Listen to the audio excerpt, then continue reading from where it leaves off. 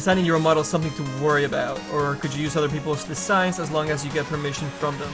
Yeah, absolutely, man. If you get permission from a really sweet-ass concept that you find online from some amazing artist, yeah, get permission from them and try and sculpt it up, because that's basically what you're going to be doing at your studio if you're not a concept artist as well as a modeler, as a texture artist.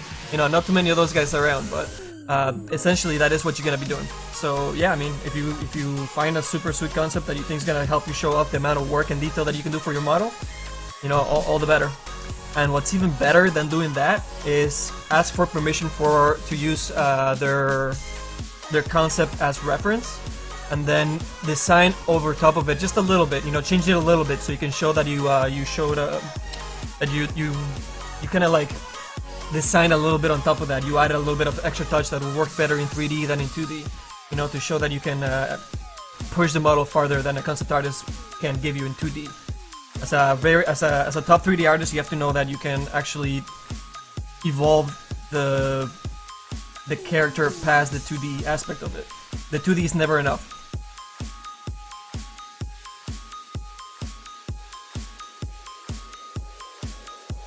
Yeah, dude, Monster Cat, I was so freaking hyped. Oh yeah, that's why if you scroll down on the info below, we added the Monster Cat and a link to their YouTube channel, so you guys could check that out. And we also have new buttons down there. They're a lot smaller and shorter, so it's a lot easier to navigate. You guys can see all the stuff. And we also added a vote on Steam button, so you guys can check out our collections. Super easy. It takes you 2 clicks to get to any one of our collections, and then a 3rd click just to vote it up. So if you guys want to support us that way, freaking amazing. Thank you so much. What's up, buddy? Hey, if you guys don't know Watson, he's been doing a lot of work on Unreal Engine, and he's right now he's doing some competition. I don't know if it's a poly count or something else, but yeah, if you guys want to see him work on some Unreal stuff and you guys are interested in Unreal 4 stuff, he's been learning quite a bit and streaming a lot. I wish I could stream that much. But yeah, give him a like, guys, and drop by his channel. It's pretty interesting stuff.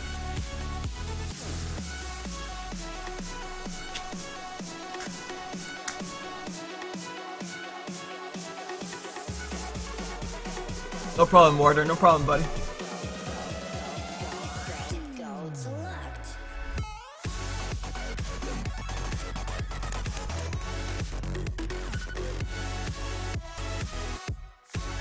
"10 years since the stream." Well, I think it was 6 days or 7 days by our count here, but everything's default 10 years on Twitch. I know. Got busy with a lot of shit, man, but we're playing a little bit of catch up here on Lifestealer and a whole bunch of other bundles and chests. We're trying to do a lot of things at the same time, but we have a deadline of April 5th to do something really special that we're trying to pull off. More details to come later about that, but don't worry about it. Don't worry about it. And something that's coming in real soon, so we'll make you guys wait till April for something. LiveWorkshop. We'll have something out really, really soon.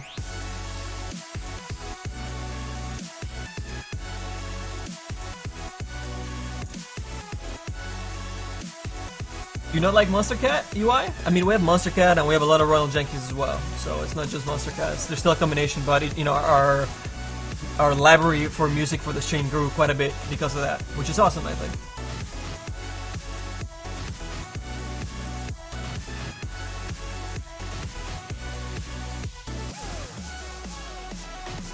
No problem, Watson. No problem, buddy.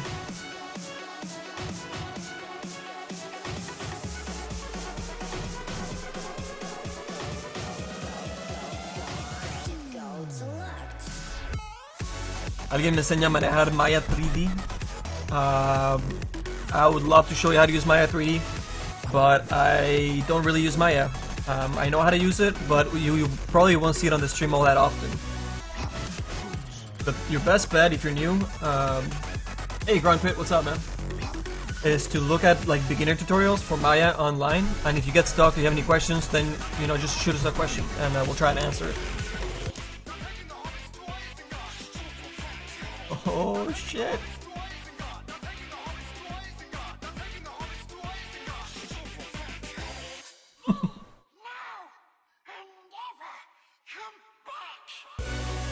Alright.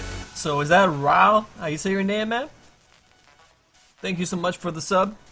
First sub of the night. It's a really good way to start the stream, you guys. Cheers. I mean, we have this tequila shot right here. It's gonna ease us into a nice night of texturing, I think. Hey, Silver. Actually, Silver, I had that before the Aliens one.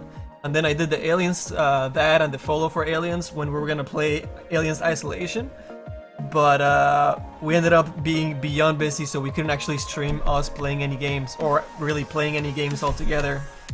We got slammed with a lot of work to finish, so we had to postpone our playthrough of Aliens Isolation, and you know, at least we had, I guess, the overlay for it. But yeah, I kind of just switched it up back to the Lord of the Rings ones just for the kicks.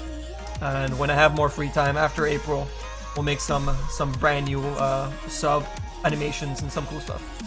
I have some plans. I got some plans.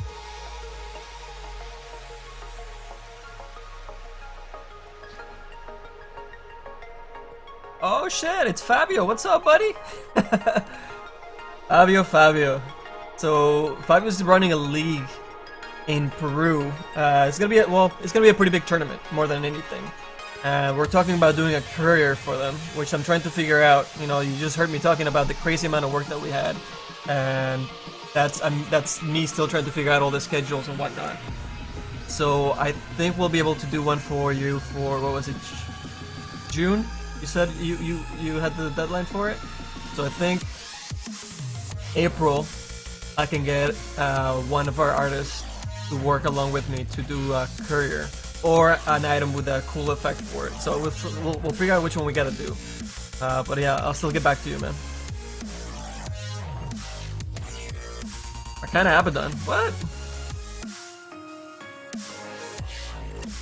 Think Ninja checking on her negative credits. My god. How does she go negative? She goes negative by entering a raffle she was not supposed to enter and winning the freaking raffle. And pissed off the plot. Yeah, you did.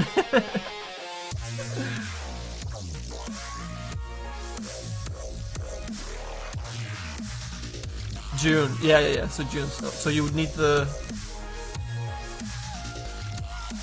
you would need it mid-May. The courier around then. We'll see, man. We'll see.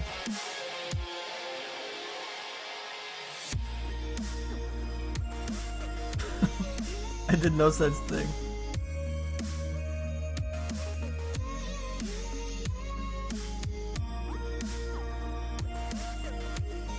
No entiendes casi nada de lo que digo, pero estás siguiendo el stream de todas maneras.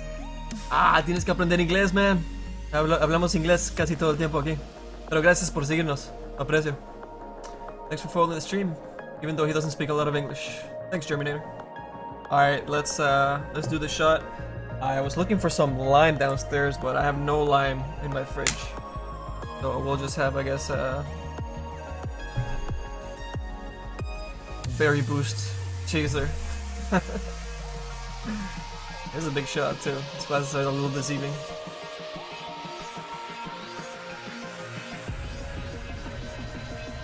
Alright, Watson. I'm sure Watson has to get back to work. He just streams and works all day long. It's crazy. Have a good night, man.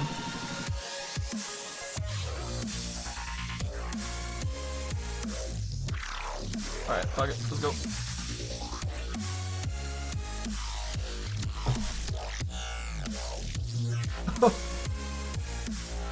Oh, it's a lot easier with the lime. Oh, burns all the way down. Alright. Are we starting the texture from scratch? No! I do a whole bunch of setups from the bakes that enemy busts out from the ZBrush that we finished. So here you guys can see, not the heart, this is a different file that I set up for different wraps, because they go around the hand differently than they do around the urn and the heart, for the second style. Oh, I wish I had more tequila, that was good. And in this version I also did the pants, and all the wraps are on the pants and the little bits coming off. Here you can see I actually pushed the polygons away where the alpha is gonna go, so we actually already have that painted out. I don't have to do that just in Photoshop. And at the same time we gain a little bit of that that angle distance that will actually bake out on the normal map. So this is the better way to do it than just doing the alphas on Photoshop. Always kind of paint them into your ZBrush. And then I push that across to all the other edges, so you can see here on the right foot, we'll have some nice alphas there, a little bit of a hole in some sections. These holes on the pans will actually be alphas as well, but we have that, again, that depth, and that little ledge that will give us a nice little extra bit on the normal map. Oh, I don't know if I should be drinking this fruit smoothie now after we started drinking that shot of tequila. Maybe some mead? I don't know.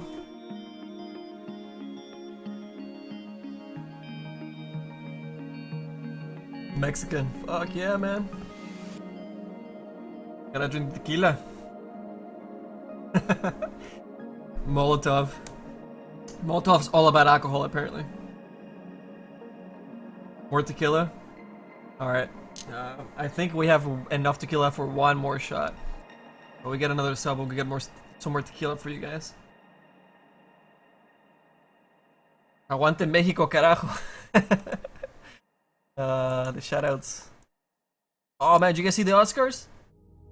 That Mexican director took away like 3 Oscars or something ridiculous? Or 2? Was it 2 or 3? I think it was 3. Viva Mexico, man. Sean Penn was like, who gave that guy his fucking green card? That's pretty good. Represent. But actually, he said something that it's so true, and that a lot of Americans that are hating on immigrants and Mexicans more than anything. He said that Mexicans that are here, you know, legally, or trying to get here legally, need to receive more respect from Americans, because America is a place that was actually founded by immigrants, just like the new immigrants that are coming in here, also helping make a better America, like a lot of Mexicans are. Like the director that just won 3 Oscars. So he was like, yeah, you know, you need to show them the same respect that you guys should be showing the respect to the people that actually started America. All immigrants. So, sadly, a lot of Americans don't realize that it was forged by immigrants. But hey, there's something. If you didn't know, now you know. Manny, quick question. If you have a select object in Photoshop, the latest version, how do you rotate it? Still a bit new. In Photoshop? You fools. You tend to use the 3D stuff in Photoshop? I just missed that photo. I'm sorry, man. What's up? Fuck, man. I know the rotation stuff is ridiculously stupid in Photoshop. And I don't have the CC Cloud stuff of Photoshop yet. Even though somebody from Adobe messaged me on Twitch and told me that they could hook me up with the free version of the CC Cloud for like a year, because they enjoy, you know, the stream and the teachings that we do for you guys. And I didn't see that message until like, I mean, the message was from last year at some point, like 6 or 7 months ago, something stupid like that.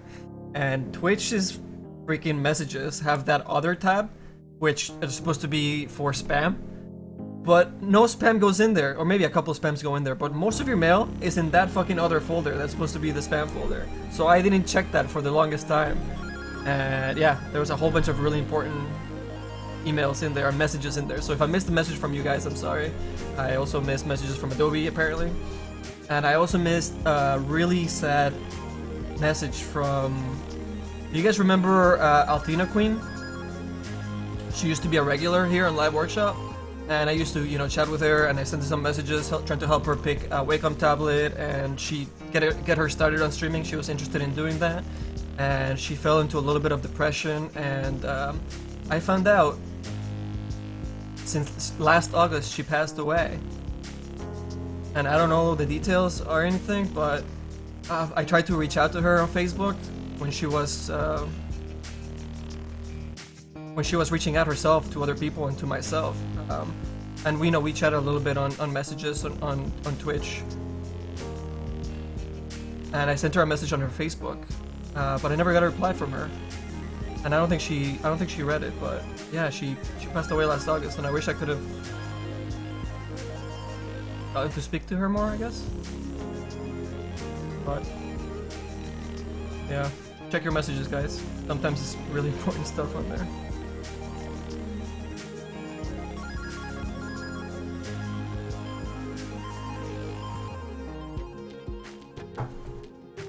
All right, well, that is kind of sad. So let's let's drink. We'll drink for Althena, Althena Queen right here.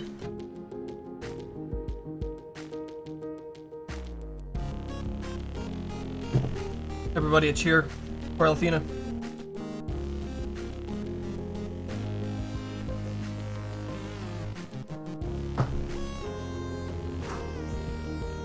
All right.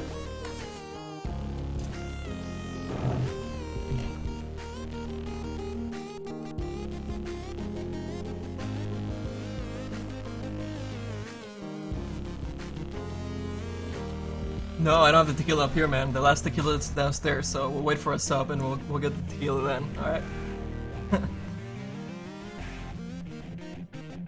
Okay.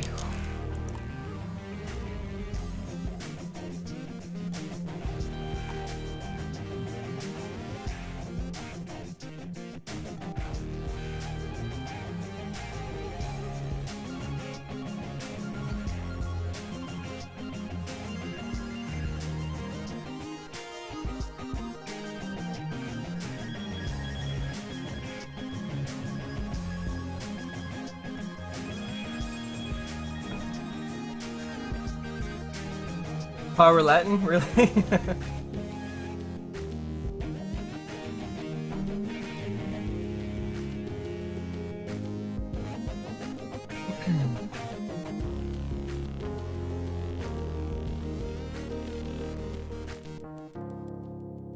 I can't remember the name of that director, Molotov. I kind of had the Oscars going a little bit behind me while I was doing some stuff, I think, for the most part. Hey, Cradell, what up?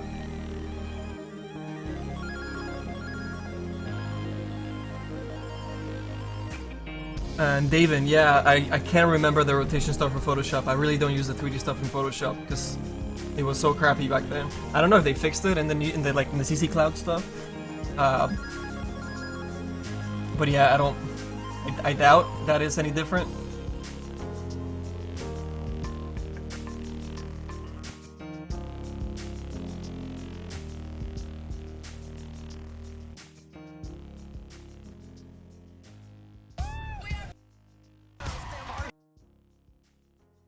What are you linking, man? If it's got like music and like that, it's gonna mute the chat and or the stream, so I can't do it, man. Hey, DM man, what's up, man?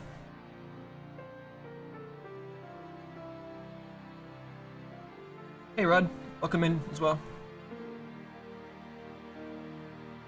Quite new here, and it's cool to see sets being made. Awesome, dude. Well, grab a seat, grab a drink, some snacks, enjoy some art.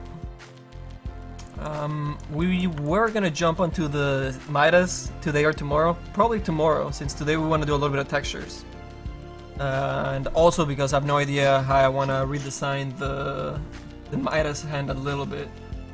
KR, I think? I can't say your name, man.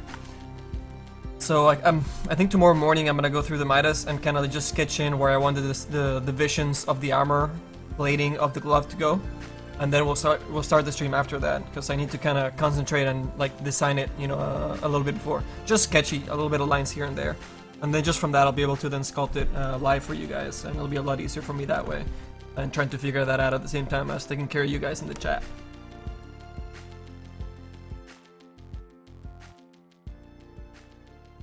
You'll just screw around until you find it? Yeah, dude. Like, I wish I could just like jump in here and jump into the 3D stuff, but I really don't. Have to make a 3D file from. Oh yeah, you have to load it on your PSD and. Oh, what are you trying to make? Do you know Blender at all? It's probably way easier just to grab a 3D program and do a way better, nicer job. But if you're doing something super simple and you just want like a 3D, you know, to increase the 3D and like place it, then yeah, I guess this would be good. But dude, just YouTube it and find it in 2 seconds. I'm sorry, I don't know the answer to that. I've done it before, but it's like I said, it wasn't my favorite thing in the world, so it left the bucket.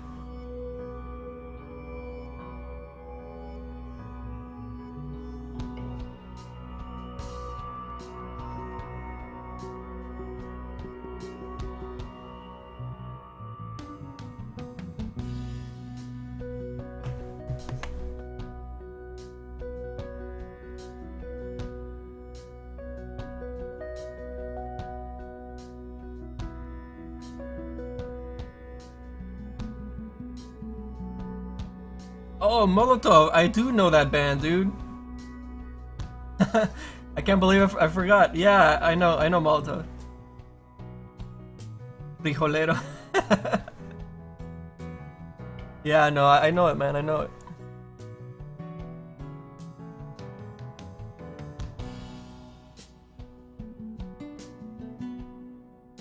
Let's get our cogwheel working here. There she goes. Perfect. All right.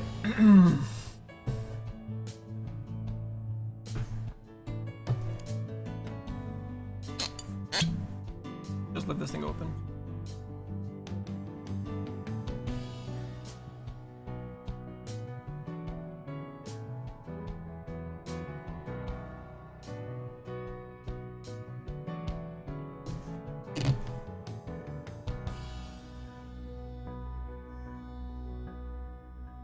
Bracitos Diaz, what's up, man? Interesting name.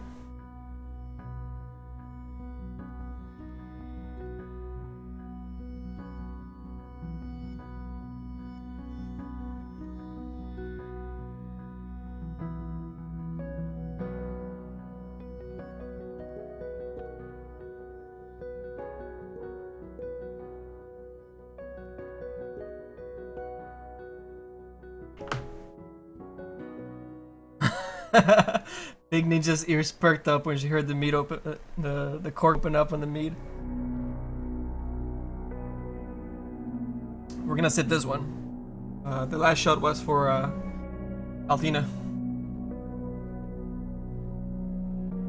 Is that lick? Hells yeah, dude. This is mead. If you've never had mead, look for this Polo. I can never say it right. Poltorak Jadwiga. I don't know if you guys can see that. I'm sure the green screen's fucking around with the green. And of course, it's also backwards because I flipped the camera. But anyways, yeah, it's honey mead. So it's wine and honey and deliciousness. It's really, really freaking good. One shot for Argentina. We'll cry for you, Germinator. What programs did I use to create the sets? Huskar Opie is asking. I use, well, that's in the FAQ right below. So lee abajo en el FAQ, the frequently asked questions. Ahí dice qué programas uso para hacer los sets. Yeah, it's an FAQ, man. Read it up.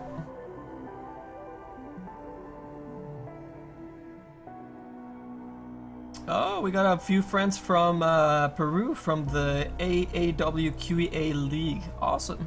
You guys will be interested when we start making that career for our friend. We have to find that schedule for him still, though. I'll do it really soon, man. I mean, I've been doing the rest of the schedule. And here, I'm not... Here, just so you... Well, I probably shouldn't show this. Can I scale it down? Here, I'll just... See our schedule? That's our schedule. See every one of those boxes? That's a shit ton of work. And it's fucking tight, but I think around April we should be able to fit some stuff in. Should be right, man. Hey Franco, what's up?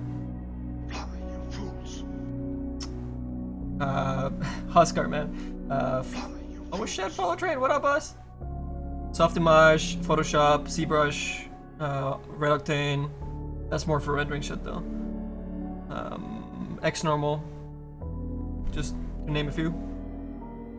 Oh hey Sabrina, welcome back. Missed a few last streams. I think you were here for the last one. I think you missed some of them before that. But yeah, it's been about 6 days since we streamed. We got ridiculously busy, but let me show you guys what we have set up so far for the textures. All of them are very early in the texturing phase. We set up all the layers, which are quite a lot of, let me show you the layers, guys. So let's see, just for this guy, which looks really probably a little bit plain to you guys, but check out our layers here on the right side. So this is basically using the light maps that enemy baked out, the ambient occlusion maps, the different lighting systems, so we get better lighting from different places, and I can choose where I want the lighting to shine, not just a single light from one angle. We have cavity map, we have the normal maps, and with the normal maps we have tangents and object space. So why we bake the object space, if you go into the channels, you can see different lighting from directions, almost like a directional light. So Dota's viewed from the top most of the time. So what I like to do is grab the green channel, which is the top view, and it makes it look like a light is hitting the entire model from the top. So if you grab this text, this green channel, well, you want to grab the whole thing, and you come back to your layers and paste that on top.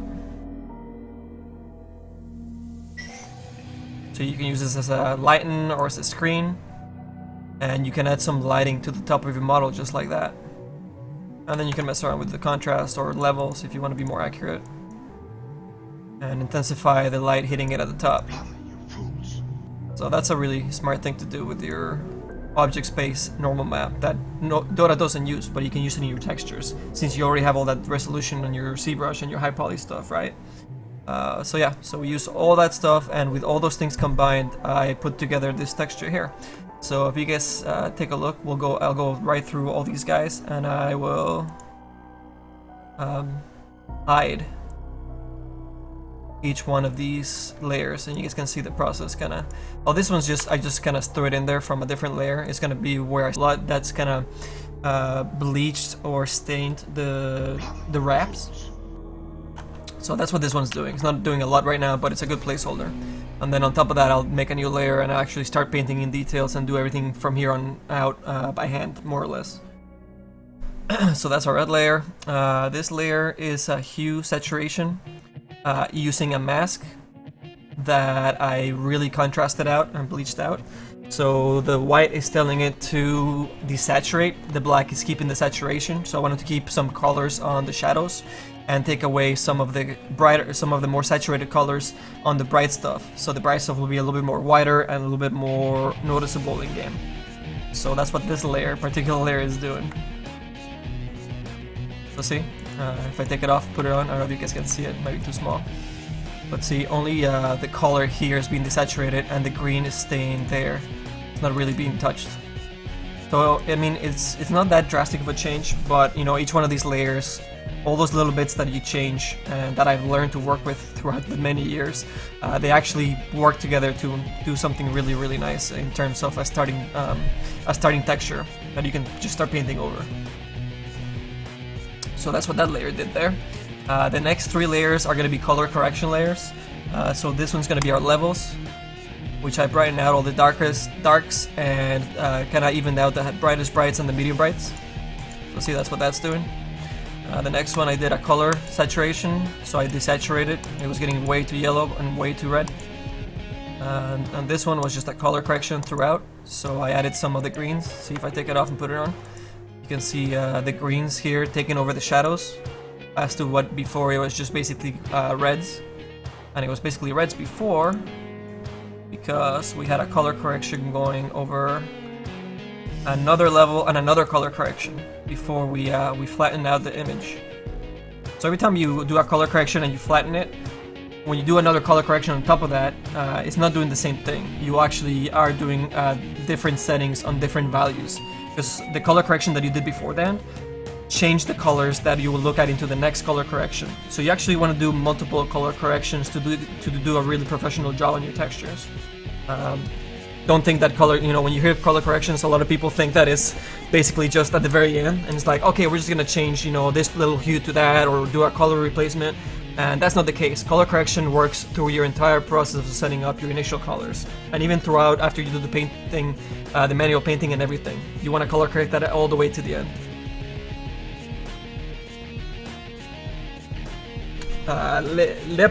Lepolep. Yeah, man, you gotta be sub to use those cool icons, man, like Raul's using. Yeah, sorry guys, we asked that you guys type in either English or Spanish, because those are the languages that I speak, and that's basically just so that I can answer your questions. If you speak a different language, try and translate it first, either through Twitch or with Google or something, and then post your questions, and I'll be able to answer you guys. So yeah, that's the only reason we asked for English or Spanish, like our very helpful mods are asking you to do. Thank you.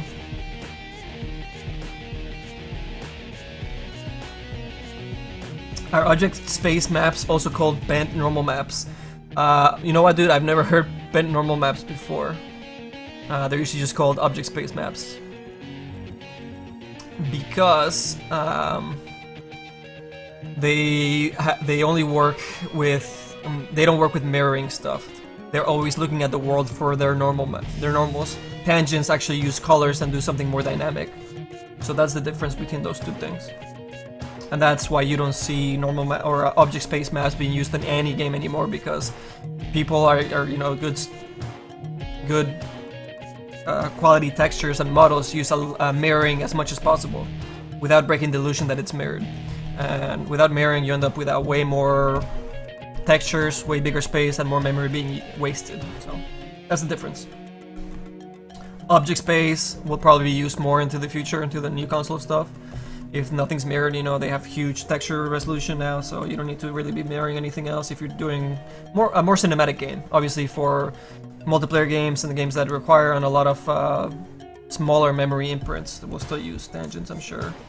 And even into the future, you'll start seeing a lot less normal maps altogether, or object space maps. You know, it's gonna be height maps and you know, more advanced stuff, more stuff that deals with actual polygons than faking lighting.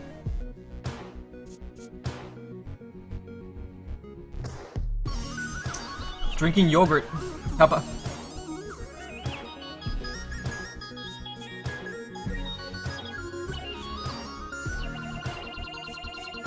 Viva Peru. I'm drinking you, Yugorito.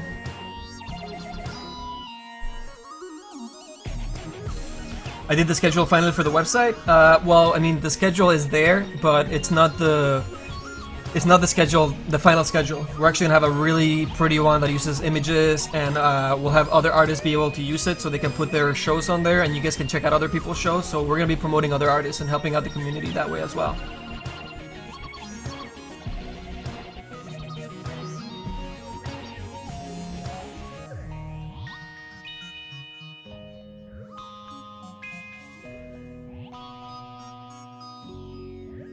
¿Cómo se llama el app para los créditos para los viewers? Ultimate Twitch, creo. Se llama Ultimate Twitch. Ultimate Twitch Bot. There you go. Alright, so let's go through the rest of this for the people that are interested, and the people that are not interested of it, then we'll do it for the people that are watching this in the future as a broadcast archive. If you guys want to see past broadcasts, you guys can just head up to LiveWorkshop.com and check out past shows. And I've started uploading newer shows. I put up a couple of our Templar Assassin sets for the New Bloom. So I'll be updating some more of those videos since New Bloom is coming soon. New chests are coming out this week for the New Bloom. So I'll make sure to push out more videos for Templar Assassin.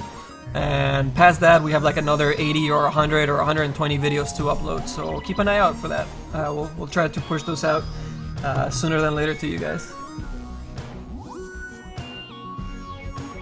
Will the schedule include what you will be going to be doing? Yeah, it'll mention whether we'll be working on textures or ZBrush or whatever the hell we'll be doing. Absolutely. It'll be a little more detailed than we're going live here. Yup. Okay, so the color correction in this these two layers are actually just being applied to this top lit, which is the object space lighting that I was talking to you guys about. So that's what this layer and the color correction layers are doing on top of each other. So I went from this to that with those layers, which is really nice, right? A lot of nice colors being added to it, some stronger shadows. And then we did, what is this? This is a gradient pass. So with this gradient pass, I actually told the darkest colors what color to use, the medium colors what color to use, and the brightest colors what color to use. So it looks like I added a little bit of a darker red. And a brighter beige to the top here, from the looks of it. Yeah, here it is. So here's the gradient that I applied to it. It's actually a bit of purples. And the layer itself is an overlay. So the overlay layer is making it darker on the darker spots and brighter on the brighter spots. So that, in combination with purples on the darker spots and beiges on the brighter spots, did that combination that we see here. That little kick right here. You guys see that? Okay, down the line. We probably should be working the other way, but I'm going backwards. But that's alright. I'll show you guys on the way back up when we put the layers back on. And then we have color correction, and other levels, and another color correction on top of our ambient occlusion maps. So we did that to our ambient occlusion map, and we did that to our lighting map. Okay, so then here, let me take off this layer. It's an overlay. Here's our ambient occlusion. Our layer occlusion is basically just the self-shadowing stuff. You know, it's putting shadows inside the crevices where light doesn't get a chance to bounce around, so it's darker. And I did 2 different AOs, one with a darker one, and then applied those layers to it. And then we have another set of groups for some slight tweaks.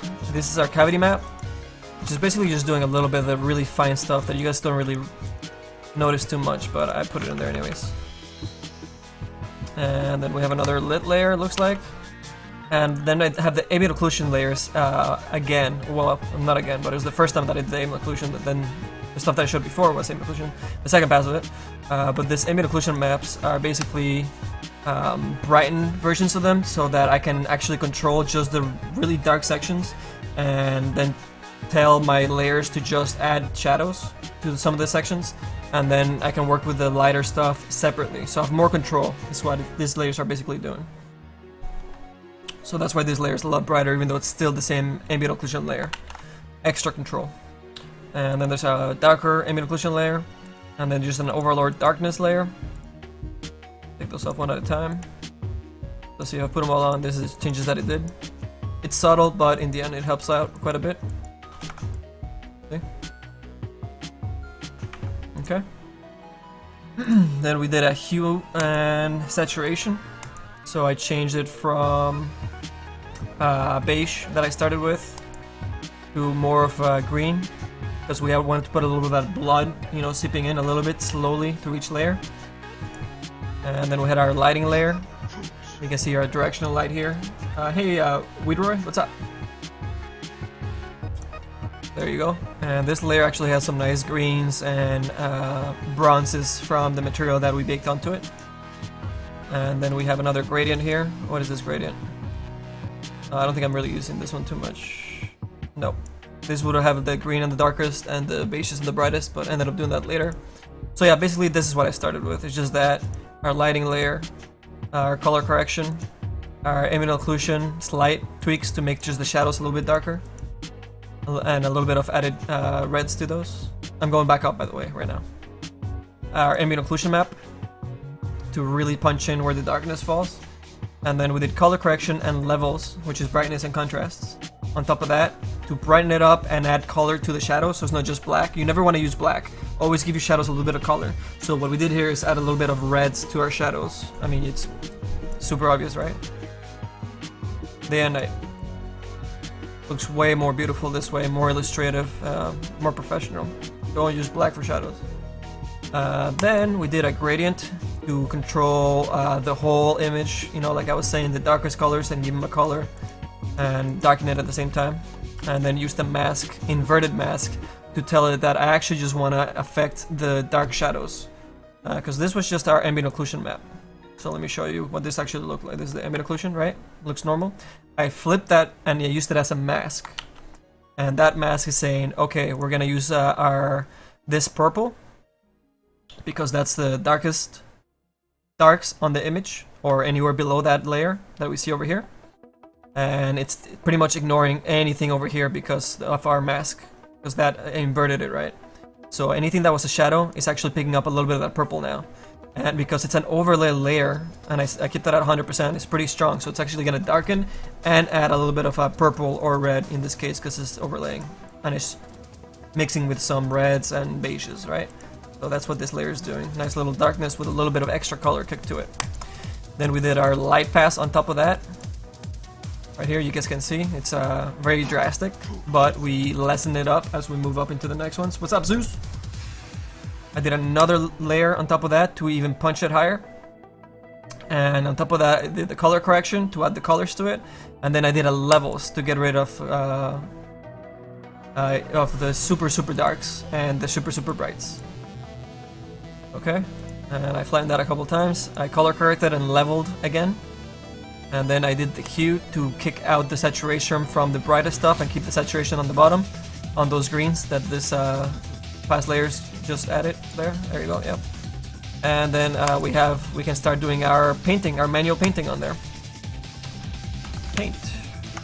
So that'll include our blood, when we do our highlights, when we get rid of detail that we don't really need on there, so it reads better from a distance. We already did a lot of that for the face. Let me show you guys the face. Pick up the wireframe. So see, I started doing a lot more painterly stuff here to be more flat, more illustrative, more cartoony almost, but you know, not really cartoony, more illustrative is what I like to call it. You know, Dota models are more illustrative, into realism than they are more into like cartoony WoW kind of style, you know. So yeah, I started with something that's way more detailed. You guys can see here with our crazy ZBrush sculpts that we did.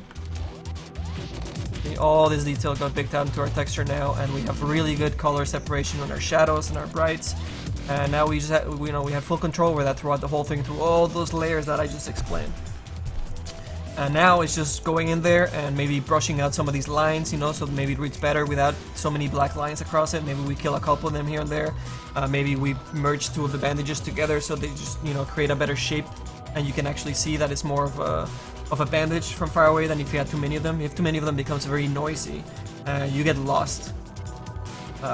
So yeah.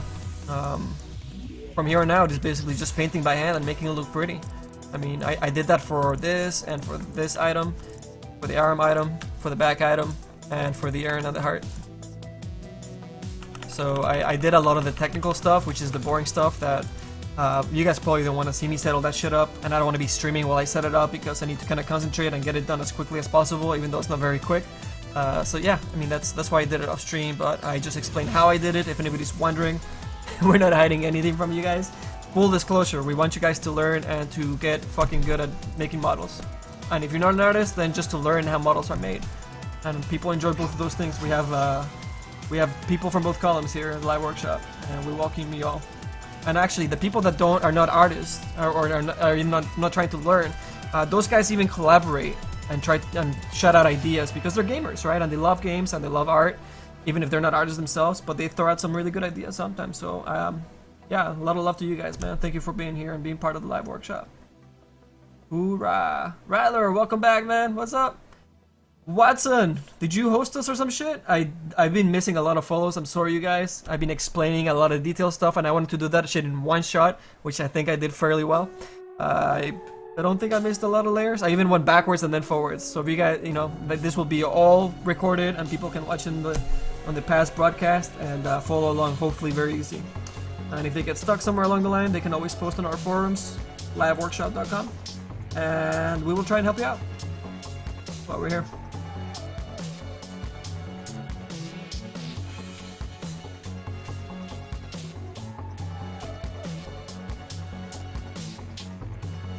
Any questions, actually, while you guys are here? Maybe you guys will have some of the same questions that people will ask on the forums or people that are watching in the broadcast archives.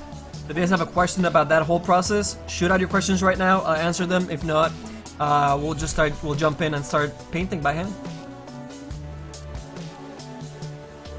Hey, Golden Boy, thank you, man. Yeah, it's it's a little bit of it's still pretty early on the textures, but I mean, you can see already if I zoom out here. I should probably hide all these guys. There are the China version of Naix without any holes on him or anything, and I don't know what this version of him, I don't know what the fuck.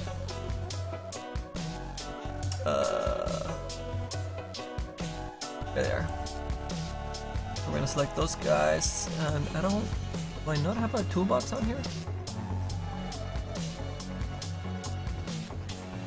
Default items. I'm gonna put them into the default items because I didn't make a toolbox layer like I usually do. And in my toolbox layer, I usually just throw models or pieces of models that I brought in to save time. If it's a hand, I'll bring in another hand and kind of like reposition it. You can't do that with Dota too much because you actually have to. If I'm building a hand, it's because I'm actually putting polygons over a hand that's already there.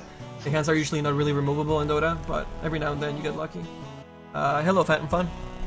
Alright, so we'll put that on there, and we'll hide them and not worry about them showing everyone. So yeah, if I zoom out, I mean, you can already see this as almost like a new character. I mean, you can read this from really far away, and it reads like, hey, that's a completely new set from any Naix set that's out there, or even the default Naix Lifestealer, you know? So I think it's already a really good start at a really good colors and really good contrast. The next thing that we need to worry about is the details, and then at the very end we actually worry about, I mean, I already know what the materials are going to look like in my head because we've done it so many times, but at the very end a lot of artists would actually work on the materials and touch up the textures, and work on the materials and touch up the textures, and do them both at the same time so that they know and they see while they're testing in game what the model's going to look like in combination, you know, with those materials that are making it look shiny or have rim lining on them or self illumination or whatever it is that the masks are doing in their particular model and item. But like I said, we already done that so many times that we know what our materials are going to do, and all we really need to do is finish our textures. I pass them on to enemy, and then he's actually taking care of the materials for most of our models. It works out really good for our group here.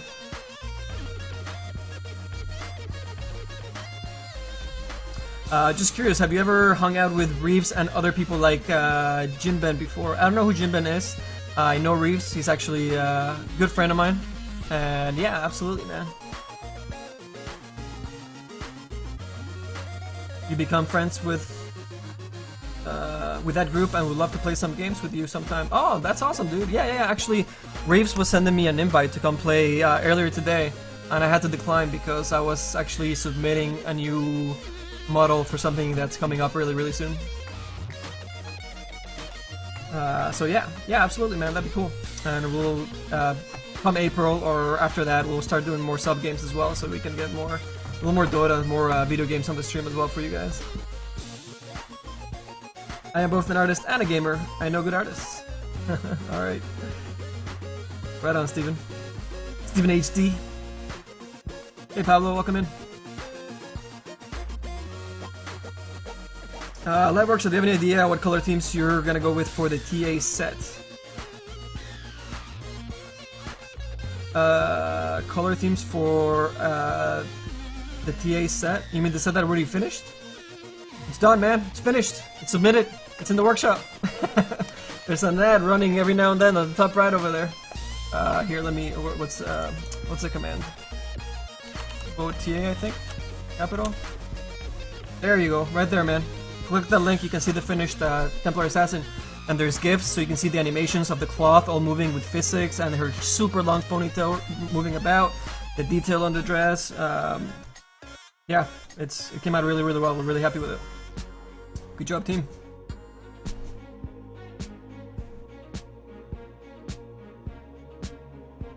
Manny, is there any room for entry-level character artist, or is that something that doesn't really exist? Is there any room for a level character? Are you talking about just in the industry altogether? Absolutely, man. Well, I mean, I'm talking about my last studio. At Lucas, we had a Jedi Academy program, so we called it. And we only took people from school into that program, and people that were close to finishing school.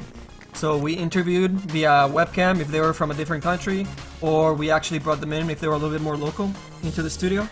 And we interviewed them, they showed us their portfolio, we reviewed it, we told them if we liked it, if we didn't like it, we told them if they would get chosen for the program, you know, and we brought in, I think, 3 or 4 different artists into our Jedi Academy program, and each one of the leads from different disciplines, concept art, level design, character art, we took them into our team and we assigned them junior related tasks.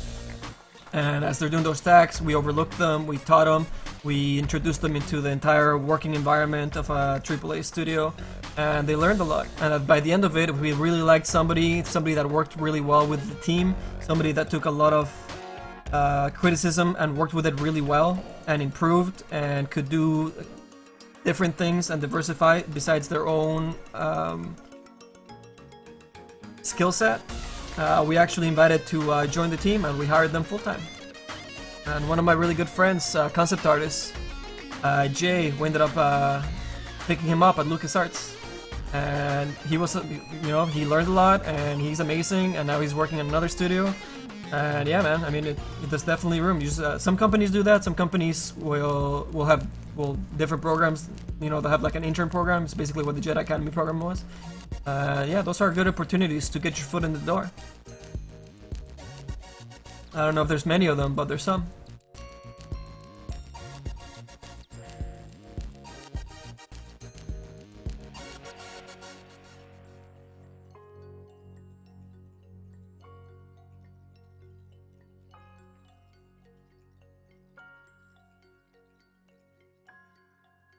I hear water. So for the urn, I actually started doing a little bit more setup for the maps as well. Right now they're really, what's the word? I don't know, they look really baked, you know? I mean, when we run our actual hand painting section of it, it's gonna look a little more illustrative. Because yeah, this is a lot of micro detail that we do not need. So I'm gonna clean this up quite a bit, especially like back here, like the back of the head.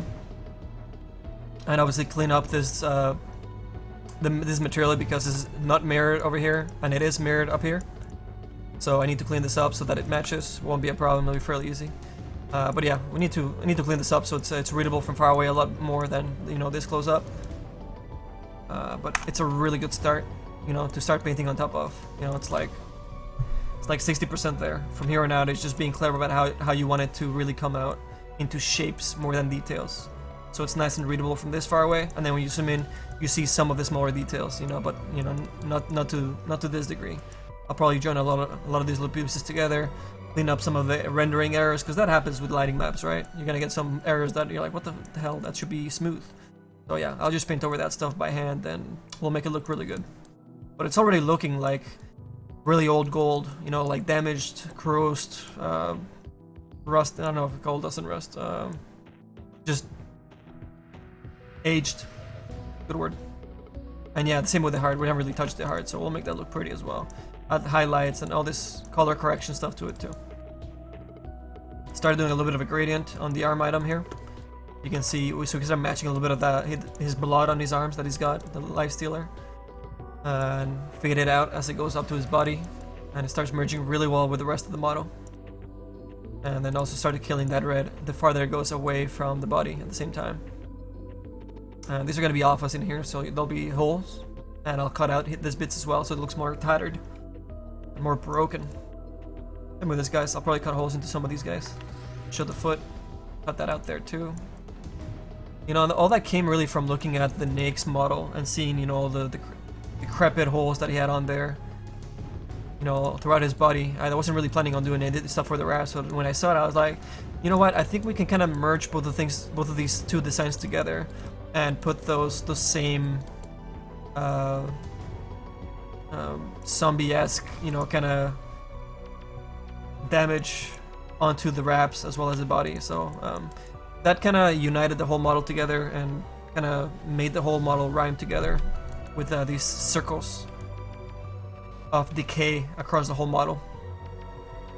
Worked out really well, I think. And it'll be more visible the longer we work on the texture, so you know, this would probably be another hole right here. So I've had to just show you guys real quick. Do this super quickly here. And fake that we have an alpha.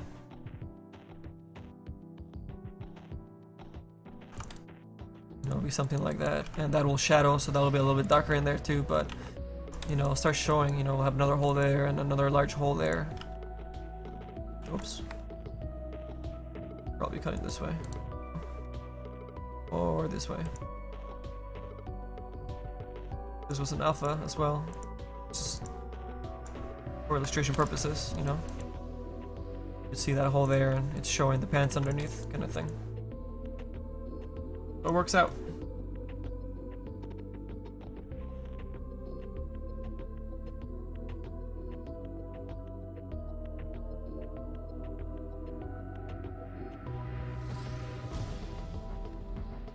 Adapting to feedback and working outside of your comfort zone are important skills. Absolutely, man. I mean, you never know what your concept artist group is going to come up with, right?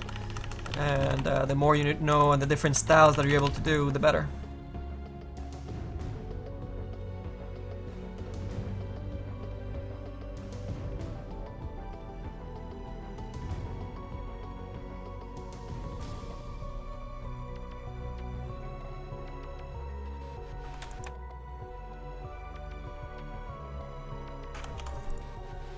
Okay. how are you? About a Roman, huh? We have a Legion Commander set that we're gonna be working on in the next...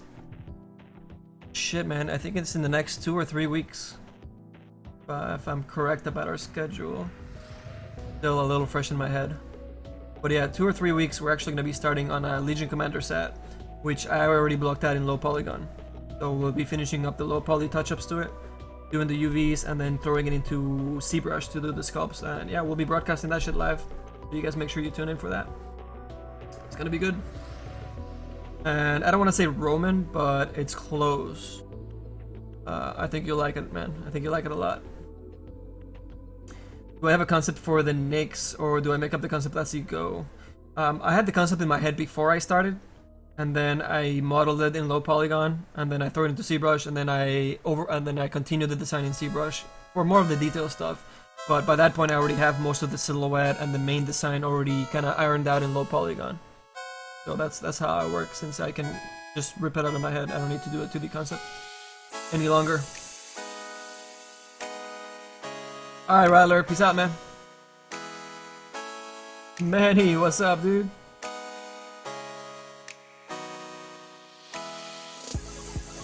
Oh yeah, I totally haven't even talked about the armlet. So here's our initial textures for our armlet that we did.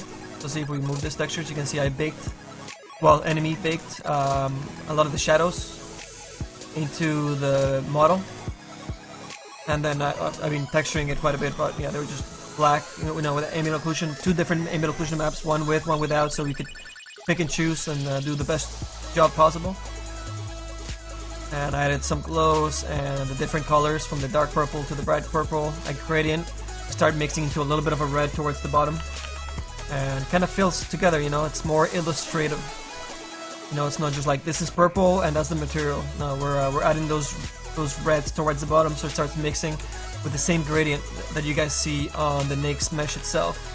See, it goes from their oranges with some green shadows into the red. It's a gradient. So we're keeping in that same realm of levels and colors ranging across. It feels more together. It feels like this is modeled. You know, it feels like it's supposed to be there. Fast Turtle, welcome aboard. That's right, Steven. I showed a little bit of the Legion Commander to some of the people that happened to be around at that time. Come on, man, listen. Come on, Monster Cat music, right? We have so much more different music now with Monster Cat. This song is amazing.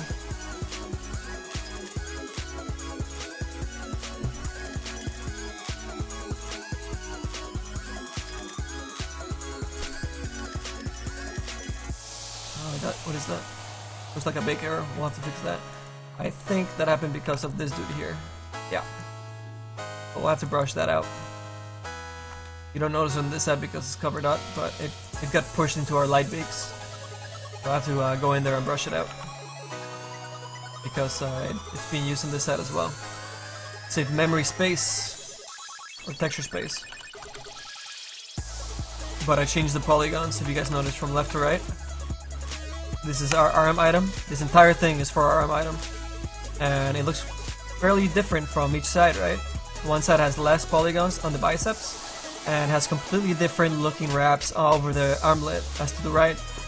But this is actually using the same textures as this side. They're just kind of moved and compressed, and I kind of cheated and made them look different. So if you ever want to keep really nice detail on your textures on your mirror side, but you want to make something different, experiment. You know, try moving it, you know, with the same UV space and see what you can get away with.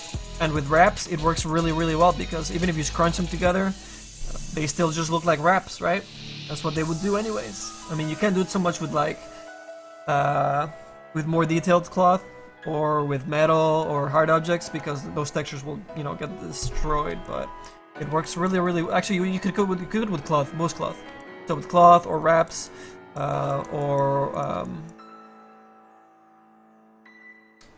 super thin silks, where for other games you'd be using something like translucency. You can cheat your ass off with those things. Those things are more about having the polygons there than the texture. So things that don't have textures, yeah, you can cheat so much with using like even a pixel of space. Unfortunately for Dota, you have to be using you have to have different materials for stuff that has to be translucent. For alpha stuff, you can only do either the alpha's there or it's not, which is called 8-bit. It's black or white. There's no gradient in your alpha map. If you want translucency, there's still no gradients, but you can use an additive and kind of fake it by using darks and brights, and then you get your gradient. A little tricky, but the gradient will also make it go away at the same time. So it's not just like color, you don't have two controls over it. It's both at the same time, so you have to be clever about it. If you want an example of that, you can check out the ghosts for Death Prophet. Or who else? There's a few heroes that have transparency.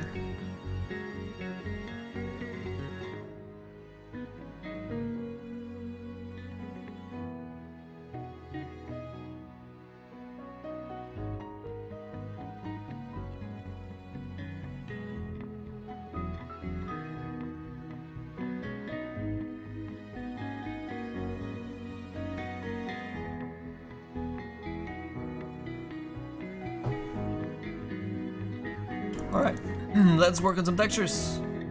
Let me minimize this ZBrush stuff.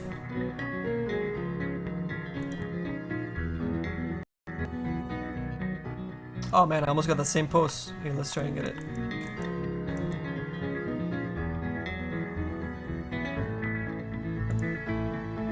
Almost right there. Oops.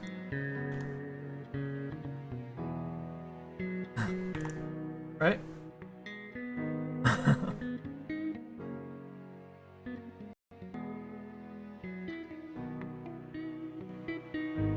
Okay, so I think I want to continue working on the heart a little bit more. It's a little bit farther along than the other pieces. So let's take a look at that. Whack! Okay. Hey Manny, you gonna put any green on the back feet wraps like you put red on there? Yes, I'm actually gonna try that. Absolutely, so that they merge with the feet. Because yeah, for some reason the feet are green and the arms are, well, I guess the feet are green because they're merging more into the environment, so they fit in and it's more decrepit stuff or whatever, and they have greens over the shadows. And their gradient probably had more greens towards the bottom. But then they decided to add the red with the hands because those are his weapons, right? So they're bloodied. So it makes sense, if you think about it that way. A nice little shadow bake there.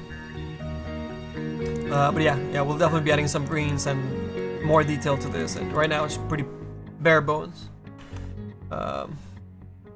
No pun intended, but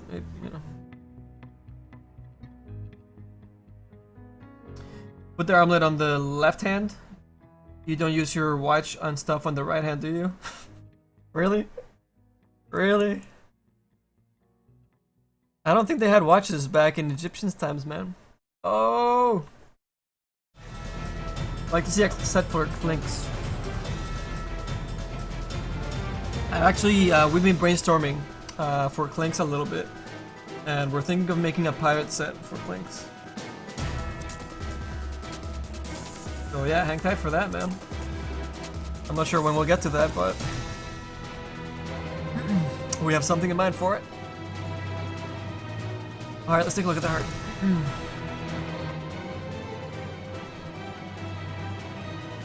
Move these guys out of the way.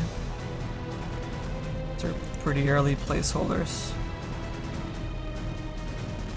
I haven't really touched much anything on these layers. And the cavities are kind of rough. Make this larger.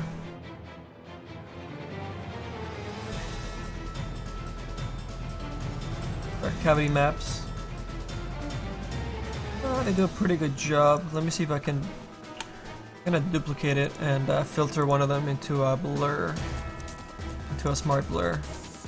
So see if we zoom on here, you guys can see all these little squares, all these little pixels. I don't like them, so I'm gonna blend them a little bit better. Wind up with something smoother. Something more readable from far away.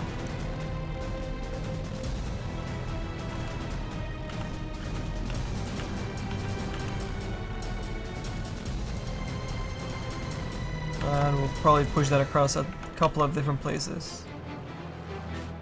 Probably into this guy here. Nope, this guy. Yep.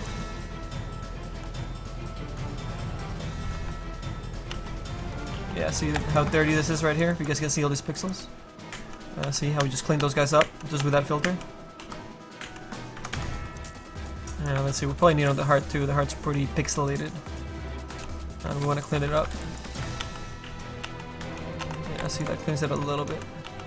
Gets rid of a lot of that noise.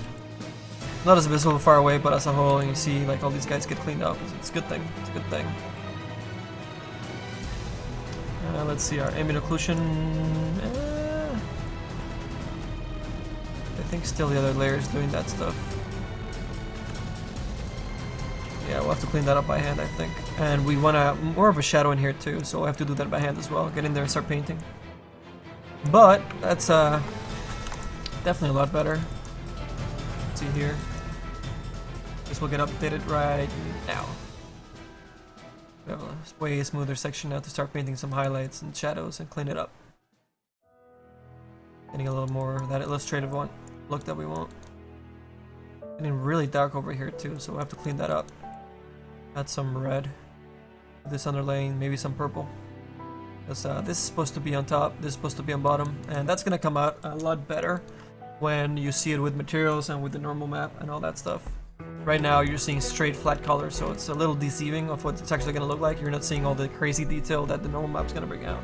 But yeah, all that stuff's going to make it really pop out into 3D, even though it looks really flat right now.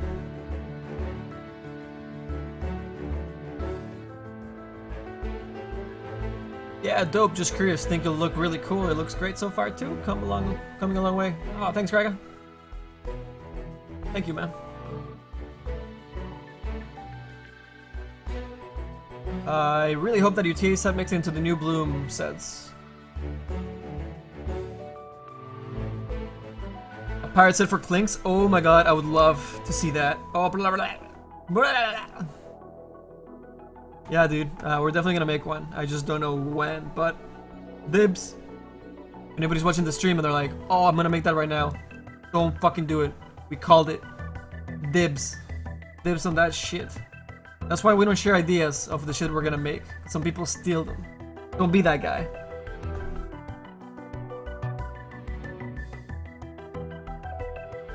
Lynx has a Viking Egyptian set, and with Kanka, Tides, Ladder, and Slark, they have enough with the sea themes. Not the way we're gonna make it, man. Not the way we're gonna make it.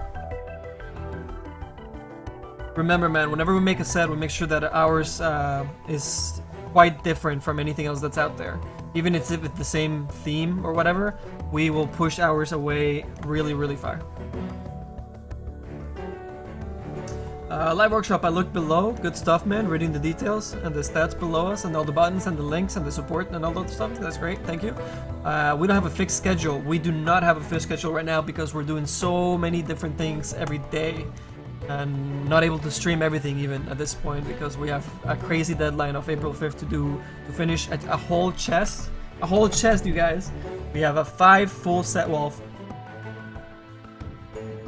Let's count. For the LiveWorkshop chest, for this crazy event that we're planning on doing that we can't talk about right now just yet, but I'll tell you later and you guys are gonna be so fucking happy about it. We have this Chaos Knight Headless Horseman in the set. We have the Storm Spirit Fighting Monk set in there. We have the Mummy Life Stealer. We have what are the other? We have a Courier that we're gonna be doing. We had the Juggernaut, but we ended up pulling that out, and that's going into something really soon. And we're replacing that with Storm Spirit, Spirit Breaker, with a Spirit Breaker set. Here's my book. This will be a lot easier. I can keep everything in my head.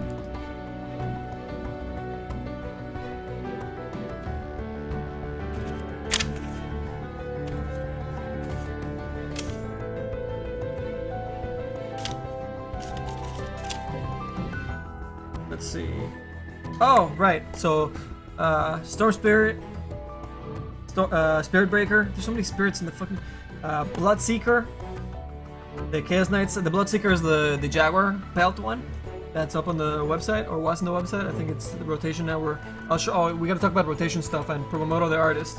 So we'll go through that. Oh, you guys can see my book. Awesome. Life Stealer and the Courier. So yeah, we have a 6 character set for that LiveWorkshop chest that we're gonna do for something amazing. Hey Kane, what's up? Kane alert. Then we already started planning out a LiveWorkshop 2 chest. I don't know if you guys can you guys can read that. Good, because it'll be a surprise. But that'll be after TI. The LiveWorkshop chest 2 that we'll be starting to work on, which will take a few months, but it's gonna be epic, guys. We actually have a theme for the second chest that we're gonna be doing. So all the themes for different heroes are gonna be all together and fall into one theme, not into a one-looking theme, but one overall theme that I can't talk about because it's so unique that I don't want to really have the idea stolen. For that same event that we're doing the chest to or for kind of related for. We also have a bundle set that we're doing that's gonna include Nature's Prophets full set with special effects and animated stuff, and we already have that shit working in game, and the staff has all these animated pieces that interact and evolve. I can't tell you guys, like, you guys gotta see it when we get to start working on it. So besides the Nature's Prophet, we have the Death Prophet set with the crows and the wings that are gonna be flapping when she does her ultimate and all this crazy shit. We also have an axe bundle that we're gonna be doing. So it's gonna be 2 full sets and a bundle for that bundle piece that we're putting out at the same time as the chest. So these 2 things will be coming out, or we're pushing both these things together at the same time. And I mean, it's a mountain of work. That's an understatement that we've been working on for many months.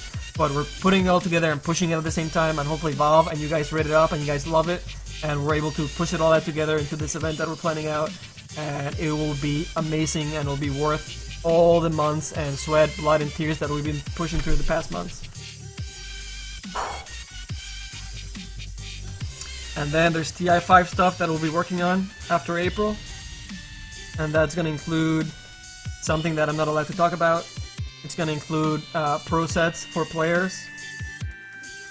Might include Navi. Might include Newbie. Might include VC Gaming. Maybe. I don't know.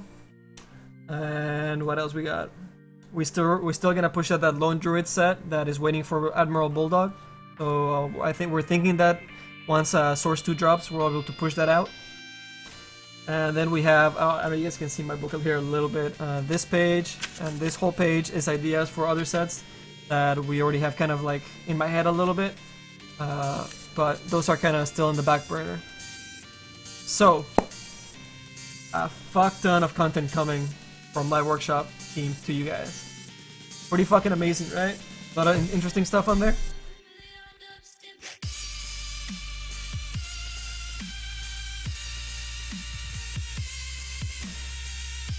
Alright, let me scroll up here because I think I missed quite a few questions as I was talking about all this stuff, and you guys came up with a lot of questions after you heard the shit we're going to be working on. So let's see, anything for Meepo? Oh, okay, so Ken Alert. We were actually going to do a Meepo for New Bloom, but we ended up not doing it because we ended up coming up with really cool ideas for the effects for that set, and we were not allowed to do effects for New Bloom because of Source 2 and Valve, you know, they don't have time to do or push out Source 2 before New Bloom. So New Bloom was not allowed to have special effects on anything. So we switched our set to the Templar Assassin that we came out with. So we have that Meepo idea still in the back burner, but no plans to work on it just yet. But, you know, maybe we'll get to it later in the year. LiveWorkshop below, the schedule. Okay, I answered that question, that's good.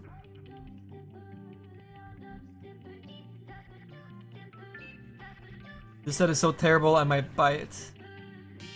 Alright, well, hey man, as long as you buy it, I guess. Can you do an undead set for Meepo? Oh, that's kind of neat. That's pretty different from his other stuff. I'll have to think about that.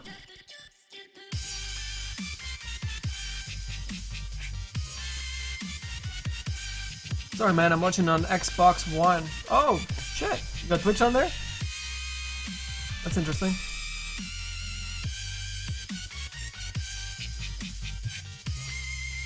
LiveWorkshop, I asked because I want to show you to a friend of mine who is really good graphics artist, but doesn't follow Twitch. And normally you won't be up at this time, 6 in the morning, I guess. He's fully employed, and he was wondering if it could be something for him. Oh, yeah, dude, hey, man. I'm not gonna stop you from sharing our stream with other people. Shit, man, we encourage that. You know, get more people in here. You know, pass the stream to more students, people in the industry, professionals. There's always something to learn from professional to professional. You know, I'm still learning, other professionals are learning, and we get to teach you guys at the same time. So, absolutely, pass the stream around, get more people in here, bring them across. This set looks so sick, keep up the good work. Thank you, man. Appreciate it, BDR 498. Alright. Got our tablet, our pen from our trusty Tiny. He holds our pen. He's the keeper of our tablet pen. Let's do some work. Woo. Under the tide. Thanks for the follow. Let's warm up with our Wacom tablet here. What do we want to do first? Well, I guess we're in our paint layer at this point now. Now that we kind of blurred in quite a few of these guys. Yeah, see, he was getting really sharp before, so we got rid of that, and we added this guy. And actually, we can erase away with a mask some of these inner parts. Not 100%. Leave some of these white. It's not doing a hell of a lot. We can probably just paint over it. It'll be faster. Yeah, fuck that. Alright. We'll go to our adjustments layer. Don't need the top lid because I find that it really darkens the stuff that we do not want to darken. So the top lid stuff that I was talking about before, the top lighting that we used the object space normal map for, this one here. I don't think I'm going to use it for the lighting itself in this case. It gets way too dark, and I don't want it to darken because this heart, when Naix dies, this piece, well, I should grab the whole thing actually. This whole piece is gonna fly off and roll around on the ground and leave a streak of blood behind it, and this guy will kind of like fall somewhere, and then we have the heart explode into pieces. So because of that, we don't want baked lighting on any of these pieces because they're going to be rolling around and you're going to be able to see them 360 degrees, right? So we don't want like shadows sitting there when it's facing upwards. So that's why I'm reluctant to use that light pass on the heart. We'll use it on all the other stuff, but you know, I was creating a really dark section over here that will get seen later at different angles. So we're going to lose that and just start painting the detail, I guess, on top right now. I'll make a new layer on, we'll call this P, and put a huge line on it so I can find it super easy when we get lost. And I'm just gonna start drawing a little bit of a palette here so we can choose from a lot easier. I usually paste this palette somewhere on empty UV space. So if we put our wireframe on, we can see some empty space here and there. Not a lot of it because we're actually really good at not wasting any UV space on our texture. So we're working on the gold area right now, so I'm just gonna paste some of these colors that we want to use for shadows. That's not right. Maybe I'll flatten this first. Okay. What's going on? Normal.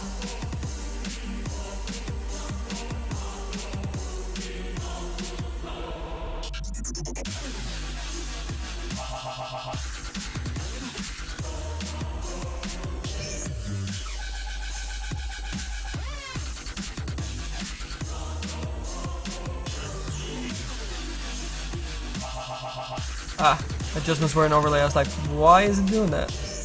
I get you. Alright, let's bring down our wireframe a little bit. It doesn't need to be that bright. What is this? A screen? Okay, it should just be a light. Oh, weird.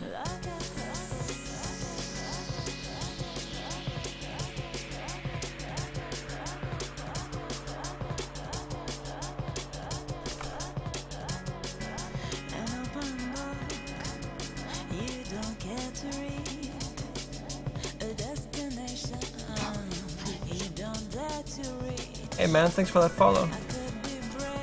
Again. Where the hell is this other wireframe coming from? Ah, okay.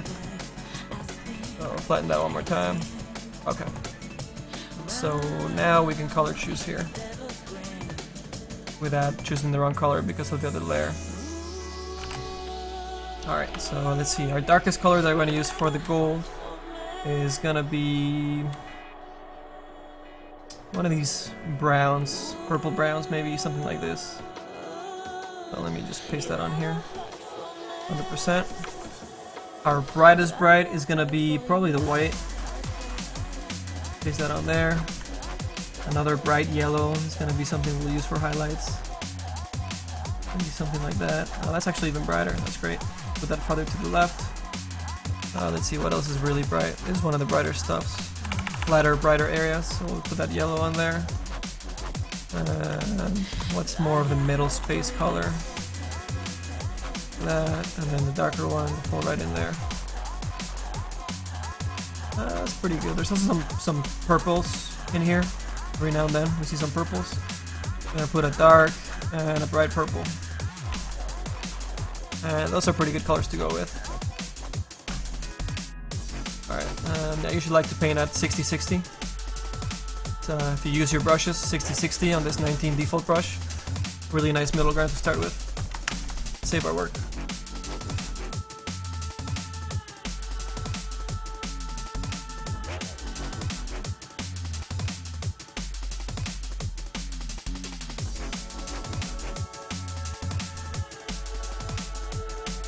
LiveWorkshop, yeah, I was planning to meet up with him, grab a glass of whiskey, and watch you. Hey man, right on. Whiskey's pretty good, especially when we throw some sour stuff on that. It's hard to do if I don't know when you're gonna be live.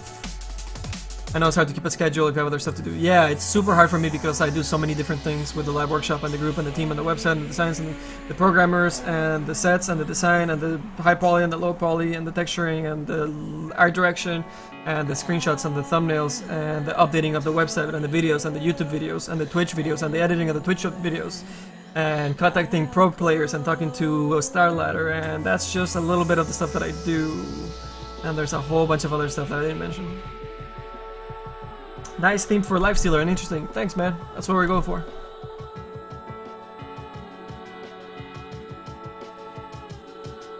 Didn't you say he was gonna have some locust or flies when he comes out? No, Steven. He's gonna have beetles come out when he comes out of the ultimate. It's gonna be part of his ultimate, and he's gonna explode into sand instead of then into blood. And when he goes into somebody, he's gonna turn into sand instead of into blood as well. And we're also gonna replace these other two items, or these other two abilities, I should say. Sorry for my bad typos, iPhone 5. Dude, I do typos all the time on my iPhone. Do not even worry about it. Scarabs and dust. Yeah. So it's like scarabs, you know, those kind of beetles. What are they called? Yeah, I guess they're scarabs. Beetles. We had another name for them before. I forget.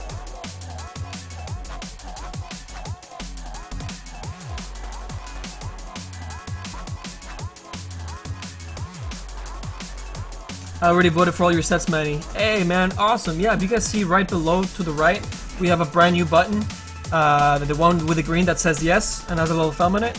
If you click on that, you can go to our collection page in the workshop. And I've set it up so that it points you right into that, and then you can just scroll up and down and see all the collections for the sets that we've made. So you click that, and then it takes you to the set or to the collection of each set, and all you have to do is click yes, and it will hit yes, upvote to all the separate items for that entire set. So it's super easy for you guys. It couldn't be any easier, you know. So you guys can help support us that way. If you can sub, you can donate. If you're learning something, if you're having fun in the chat, that is an awesome way for you guys to support us. Go rate it up, please. And if you see other people's sets out there that you like to, help them as well. Rate them up. It helps artists quite a bit. Auto incorrect. Dude, I know. I'm reluctant to turn off the autocorrect in iPhone because some of the time it does help you, but I don't know what the ratio is of fucking your shit up to helping you out. Maybe I'm still getting used to the huge ass iPhone 6. You know, I had it down on my iPhone 5, whatever I had before. 4C or 5? I don't even know what I had. 4C, I think. 4S.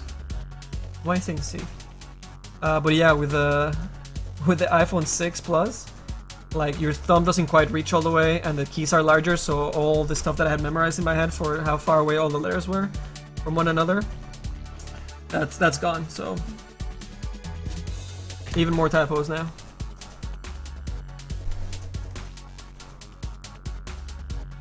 Never ever, nunca nunca. I bet the custom icons are looking sick as fuck! Yeah, man, we definitely want to do special icons for sets that are really, really diverse and unique, like the Chaos Knight, like the Life Stealer. I don't know if we'll make them for Bar or Storm Spirit. I don't think we'll have time for those two guys. But what's the other set? Bloodseeker already has new icons, so he's already set. And then the Nature's Prophet, I don't know if we'll have time for him. Or for Death Prophet. Death Prophet should probably use them because she's pretty different looking as well, but it really comes down to the time. And April 5th is coming really, really soon. Days just fly by now, man. But yeah, Naix and Chaos Knight will definitely make sure that we have time in there to make some icons, or I'll bug a friend of mine to make some icons or something. I don't know. Make sure we have them. Abyss is pretty good at making icons too, so maybe he can help out. Okay, let's, we have our palette set up. We actually need to start working here a lot more, so I can't look at the chat as much as I've been doing, but I'll try and keep an eye on it as much as possible. So we'll grab our darks, and we'll start doing the darks first, and we'll consult our normal map every now and then to see where the shadow is supposed to be lying. So it kind of like lies right in the middle here. So I'm just gonna start painting this guy out. So we have more of a definite line into these shadows here.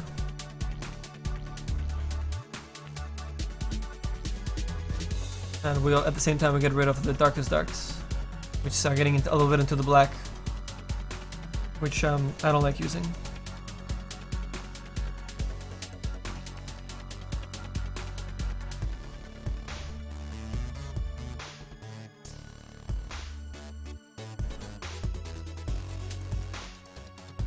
We can probably make this a little bit. Yeah, we'll just keep the wireframe there just a little bit. Alright, so the middle part there should be the shadow. Perfect. Let's cover this guy up.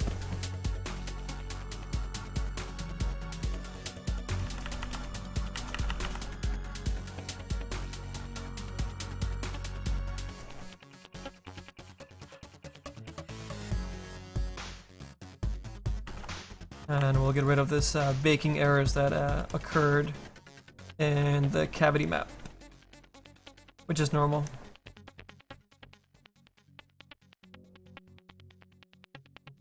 What is this line here? This is supposed to be kind of bright. I think light's supposed to be hitting it on this side. So maybe we grab like a medium bright. Oh, this is a good song. Maybe we start highlighting this part a little bit.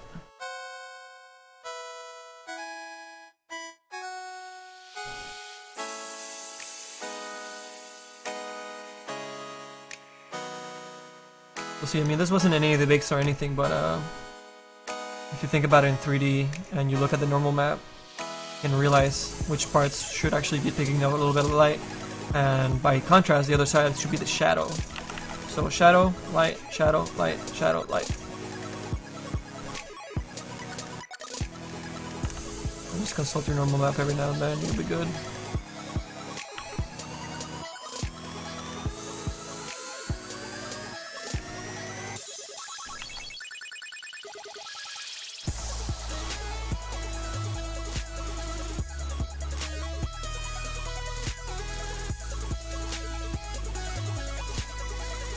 So let's save this and show you guys just those few moments that we just worked on this. What difference it's gonna be making.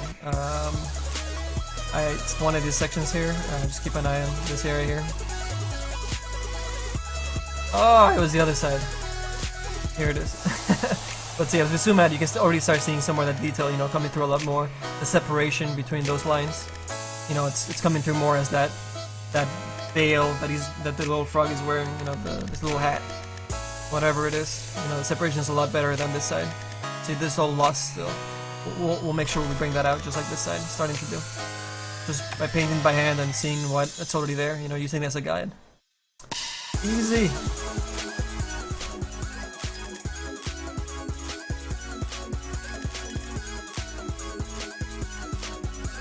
Oh my god, yeah, if you're typing it in a different language in ISO or in iOS, it always thinks it's wrong, and you always end up having to go backspace or click it and then go back. It's so annoying because I have to type in Spanish, you know, for my mom sometimes.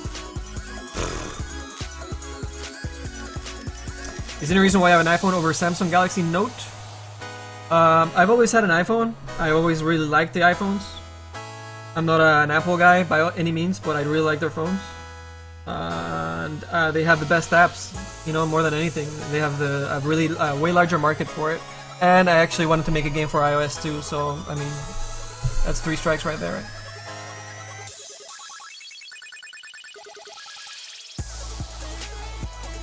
Is the Seiki gonna be headless? Absolutely, man. He's actually holding a pumpkin on his hand. And he throws it as his stun. And we have special animations and special effects and a cape that flows and a new facial animations for the pumpkin. The avatar is actually the pumpkin, not his missing head. We have effects coming out of the head.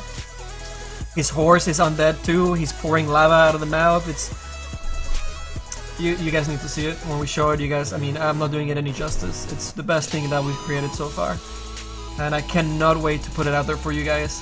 It's gonna be amazeballs. We're really proud of that one.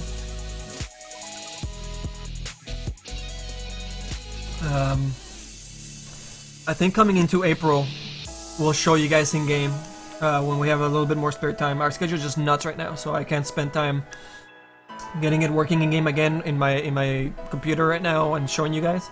But on April, I'll throw it back together again on my build here, and we'll jump in game. I will show you how crazy that set really is.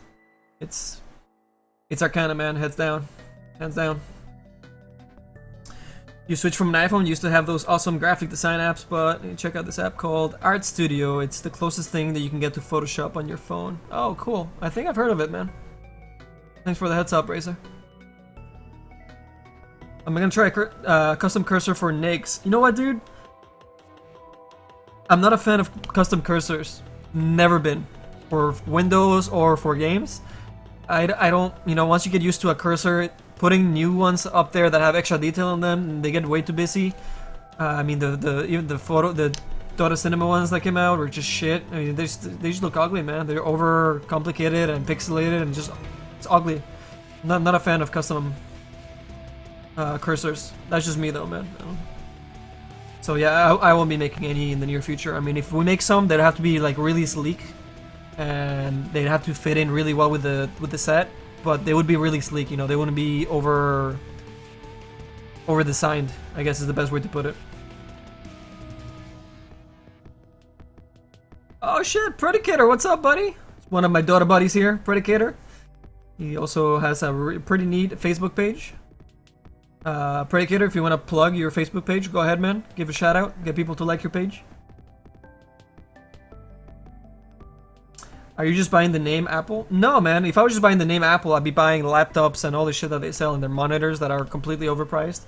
But the only thing Apple that I have really is, well, I have a small little like iMac that I was doing to create my iOS game.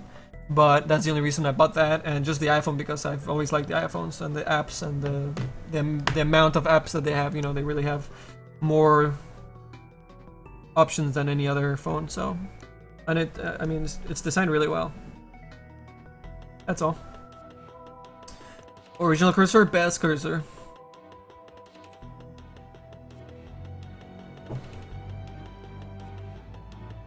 Manny, trabajas algo más de modelo de tercera dimensión.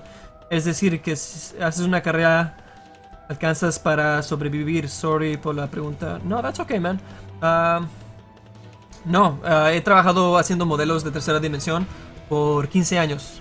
Y no hago nomás modelos de tercera dimensión, hago las texturas, hago concept art, hago ilustraciones, he hecho mapas y diseños de environments.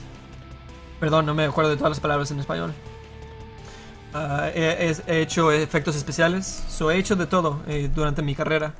So he's asking if I do anything more than just modeling 3D as a career, and if I live off of it. And yes, I've been living off it for 15 years or 16 years, 16 or 17 years now as a professional in the industry. So yeah, absolutely do it for a career. And I not only have done 3D in my professional career, I've done 3D environment art, I've been 3D design for actually created the maps and the design for single player maps, I've done special effects for games, I've done environment assets, I think I already said that, I did character art obviously, concept art, and I've done game design. So I've touched a lot of different areas of game design. It's been very, very diverse.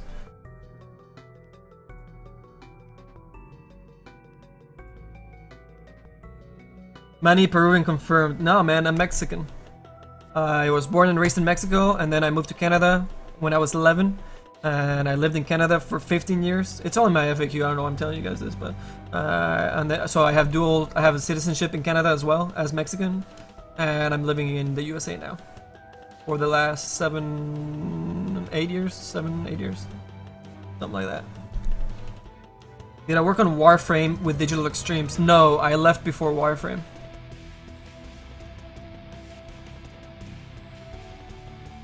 Predicator's Peruvian. He wants me to be Peruvian, but I'm Mexican. I'm Mexican, man, sorry. You know I spoke Spanish? Yeah, claro, man. Born and raised in Mexico. Any environment art streams planned for upcoming streams? You know what? I not on the schedule. Right now we have like balls to the wall finishing up sets and bundles for this special thing that we're doing for Dota. Past that, I actually need to do an environment piece for Dota, which is gonna be for our video, for our Juggernaut set. So we're having a video done for that, and I need to make this huge doors that he's gonna be guarding, because he's the set's called Lineage of the Banished Guard or something like that. So he's gonna be defending the gates against an army. So that's what the video is gonna be like. So yeah, I need to do or find somebody to do those doors for me, because I'm not sure I have time to do it, and I'm not sure I'll have time to stream it if I do it myself. So unfortunately, I don't think I'll be streaming environment stuff for a little bit, man. Sorry, Chad.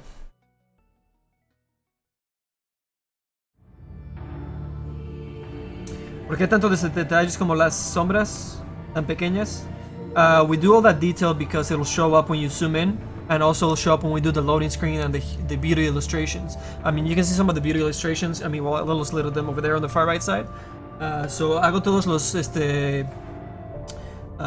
detalles, porque cuando alguien se zoom in en Dota, se acercan, pueden ver esos detalles, pero no nada más para eso, también hacemos los detalles para cuando ves las ilustraciones que hacemos y las loading screens. Todo eso se ve bien padre y bien chingón cuando le pones todo este trabajo y todos estos detalles adentro. So, funciona para muchas más cosas que nomás el modelo de, de game view, de afuera. So yeah, that's why we do it, man. And I show how the set is going. Yeah. We're just doing a little bit of the texture here. So we're painting out a little bit of more illustrative way, some of the shadows here. So see, from far away it reads a lot better than not having that. You can see this set we haven't really touched. Looks fine from close up. From far away you can't really read it, but see, looks fine from far away and good from close up. So we'll be doing that across the whole model.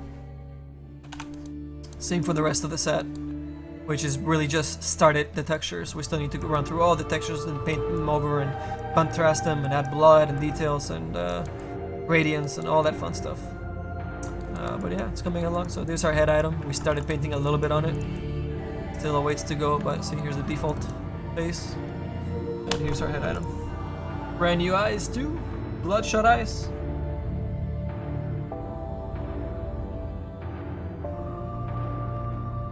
Concept or 3D or both? What? I'm 34, yeah. I did concept art as well, and 3D and environment art, yeah, I did everything. Electric, a menos traduce en Google. Yeah. What is Lucasfilm doing here? That's where I used to work, man. And I still do some licensing work for some prints and stuff that we sell through Acme Archives. Have you ever done any work with the Red Moon Workshop? No, why would I? They're their own little studio.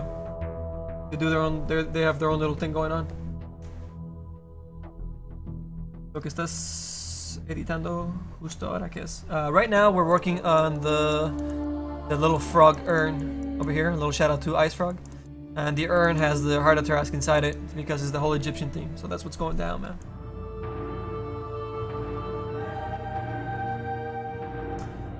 No sabías que hablaba español? Yeah, man. Como digo, nací y viví en México 11 años. Adoro tu trabajo. Muchas gracias, man. Aprecio mucho. Thanks so much, man. He says he appreciates our work and is surprised that I speak Spanish. And he hopes that it'll come out in Dota 2. Absolutely, man. Us too, man. And I think with all this work that we're putting into it, we'll make sure that it gets in there. And we're actually planning on doing a movie for him as well when we release it. Because he's, this set and the Chaos Knight are gonna be our headliners for that chest.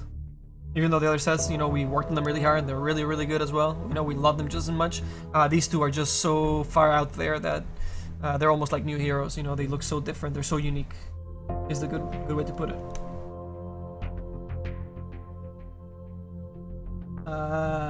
Silly question, but came here to. How come that there needs to be polygons in the first place? One bent texture would not work or fuck up the CPU capacities? One bent texture would not work.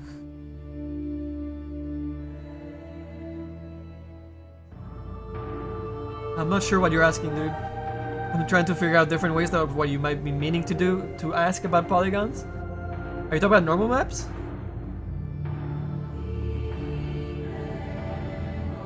Oh man, where's our fucking Paul? Crap.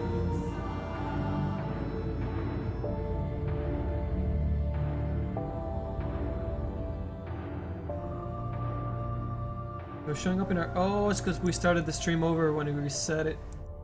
You piece of shit. Alright, we're gonna have to restart the poll. Oh man, I thought we had to run this whole time. Alright, well, I guess it's back up now.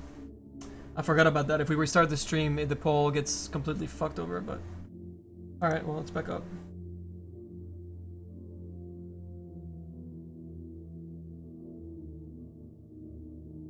Oh hell, but oh well.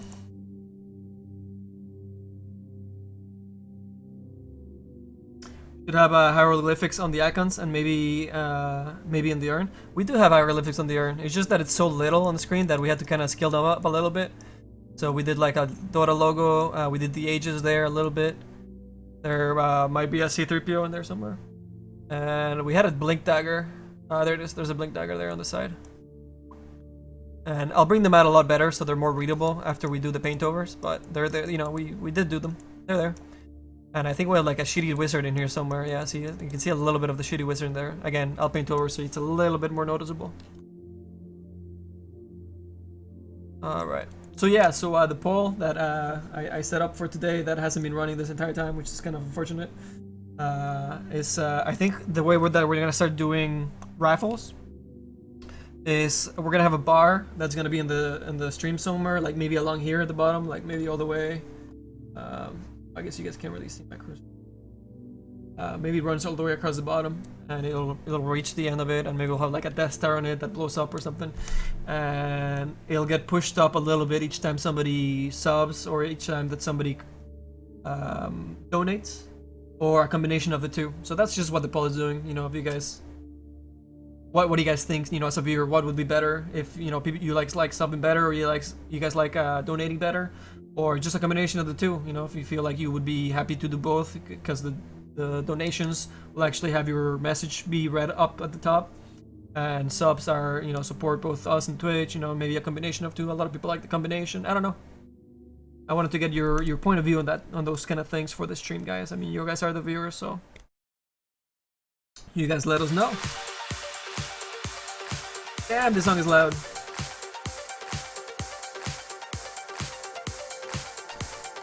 Question of professionalism for just for wait. I'm trying to translate the same way as reading Spanish. It's kind of difficult. Making a work as fast as possible at the same time as somebody making so many details is pretty impressive.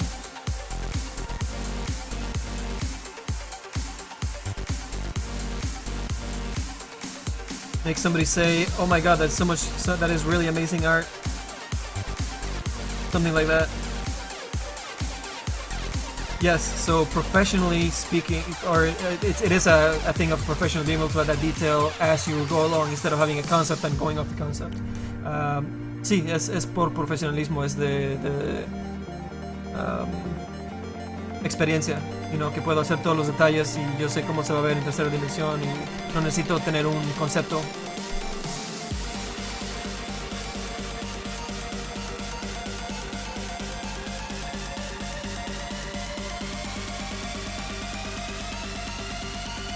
Can you see the list of sets that we have made in Dota 2? Yes, absolutely, man. You just go down right below here to the right.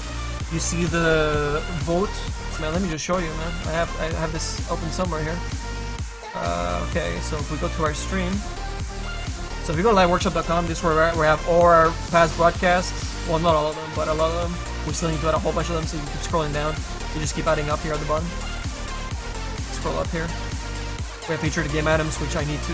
We're remaking this whole part for the featured game items, so it's missing obviously a whole bunch of ones that we want to help other people with. Tutorials, these are more like step by step instead of like the broadcast right now that you guys are watching, which is really open and more organic, right? We have our live streams. This is not live yet, but we have live streams here of different artists, so you guys can see a whole bunch of other artists and we can help them out at the same time. And then we have over here our other pages, so our YouTube page with our channels and videos, the same videos that you see here in the broadcast archive, but if you like YouTube, you can go there. Our Twitch channel, our Facebook page, and our Twitter page, and our Steam workshop.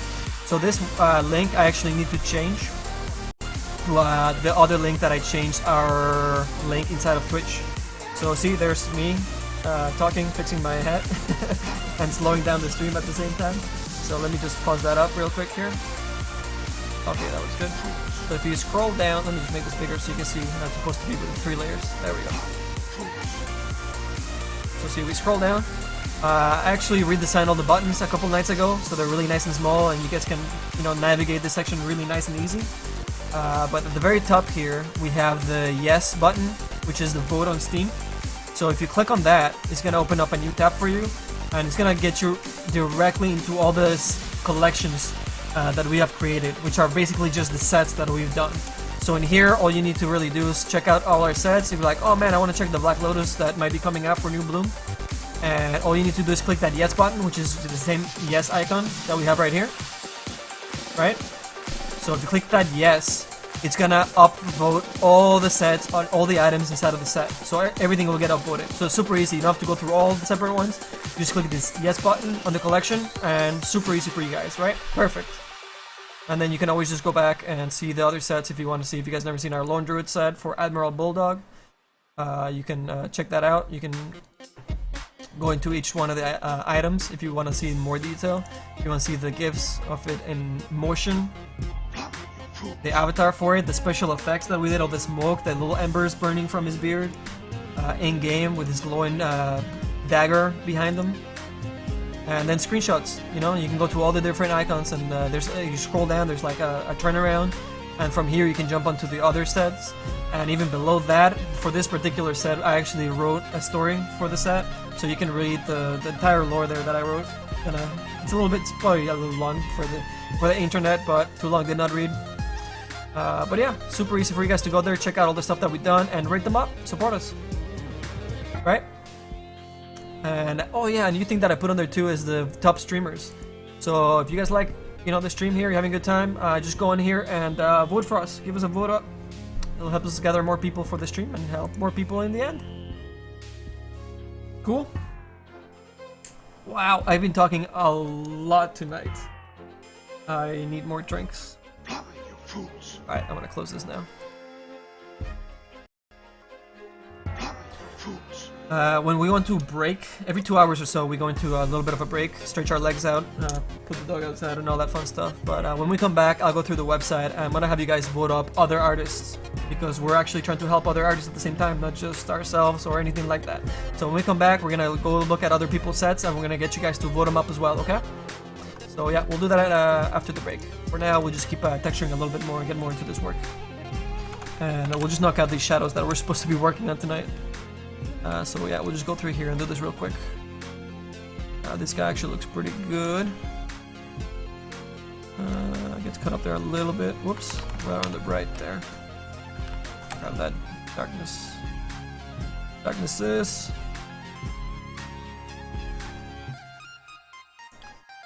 This is kind of tight in here.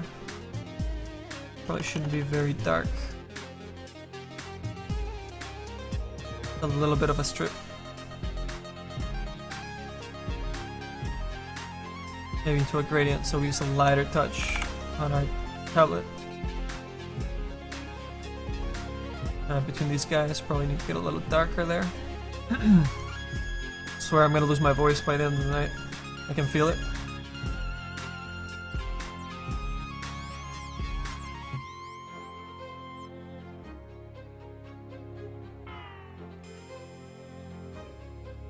Get rid of these darks.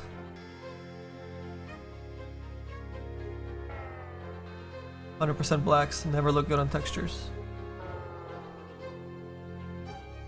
Adding a little bit of color to lighten them up, and the color just merges the whole set together a lot nicer.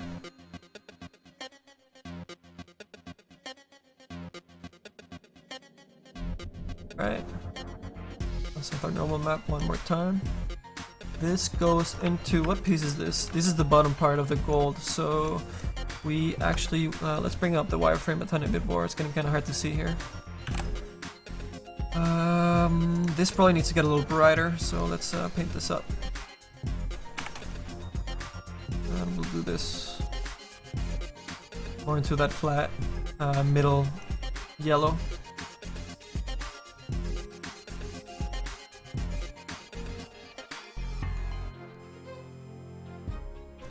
And we'll bring it back a little bit afterwards. But this is just because the mesh didn't quite match up perfectly, because into that mesh. But that's okay. Take a little bit of that shadow out. I'm very slightly kind of painting, it's called rendering. You know, painting this kind of color and smoothing it out. Make it look very nice and illustrative.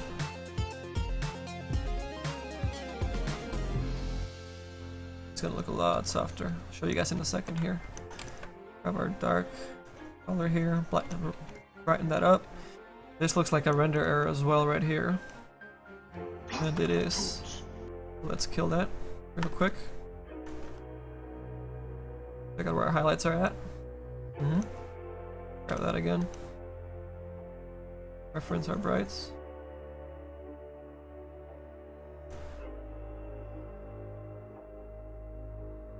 Gonna brush these guys in a little bit.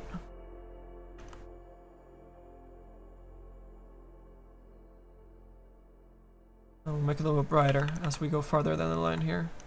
So this area should be a little bit more that bright yellow. And we'll kill it a little bit going back here. We travel through the light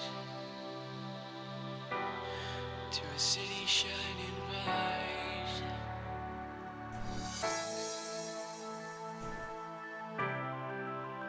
Nice and clean.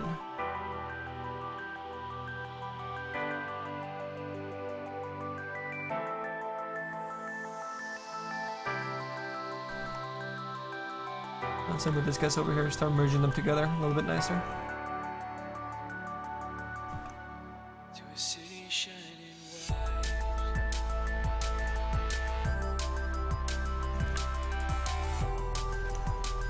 Have our darks, which are supposed to be this brown. Burnt kind of color. And as we go into the shadows, this is supposed to be pretty dark. And we'll lose all these blacks. And look a lot better. I'll show you guys this in 3D when it updates, so you guys can see how drastic this changes. Even though it doesn't look like it's changing that much, when you see it all together, it's like, whoa, why have I been painting my shit with black shadows? Mistake. Mistakes were made.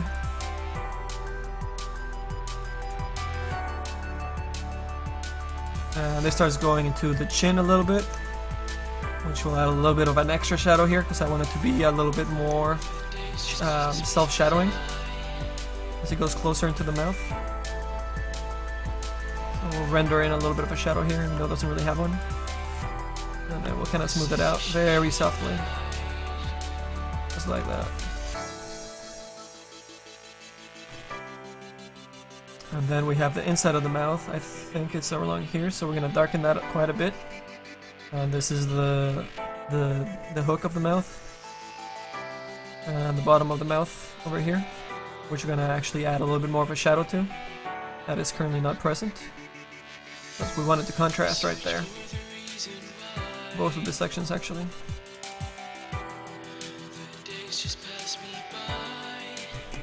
The bottom of the mouth, the inside of the mouth will darken again. And then there's this cut that we actually, I remember doing that in ZBrush. It's a crack on the gold, some damage. So it looks pretty good. A little bit of a gradient here. A little bit of a gradient there. And a little bit more here. Alright, that's not bad. That's not bad. I'm not sure what this part is. I need to see it in 3D. Sometimes I just get lost a little bit. And I'm gonna pull this this section, this crack of the metal gold, so it's a little bit more noticeable. He's gonna get down res to 256 by 256 or smaller, because this part is separate. So make sure if you want these cracks to show, you have to make them thicker, even thicker than you initially sculpted them in. Okay, so let's save this real quick and switch over to Photoshop or to Softimage before it finishes saving. And then when we go back in here and I retouch the program itself, it'll update our model and you'll see the changes happen. So let's see this part. You will probably see this part on the mouth, I guess. Well, the bottom of the mouth, that we haven't touched the top of the mouth, but you'll see this change pretty drastically. Oh shit! How do you do that?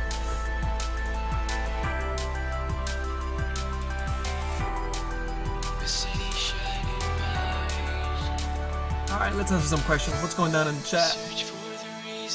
I don't see a live streams link on the LiveWorkshop website. Yeah, that's what I was saying, man. That's not live for you guys yet. That's just on my build. But that's something that we're going to be pushing forward to promote other people, other artists that are streaming, and help the community, because that's what we're about here, man. So yeah, that's what I was saying earlier. This is Spanish. Nice. LiveWorkshop, why does the body, you people are trying to, no, I answered that. Why does the body, or in your case, the texture, have to be divided into polygons rather than being one surface? Oh, you're talking about like one object instead of how I have it into separate objects? Is that what you're asking, Narco? Let me know. If not, then you'll have to ask your question again, I'm sorry.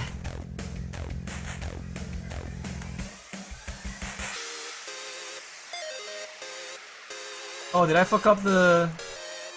I just changed the number, I didn't change the 23rd, yeah, okay. Alright, there, I'll update it. Thank you for that.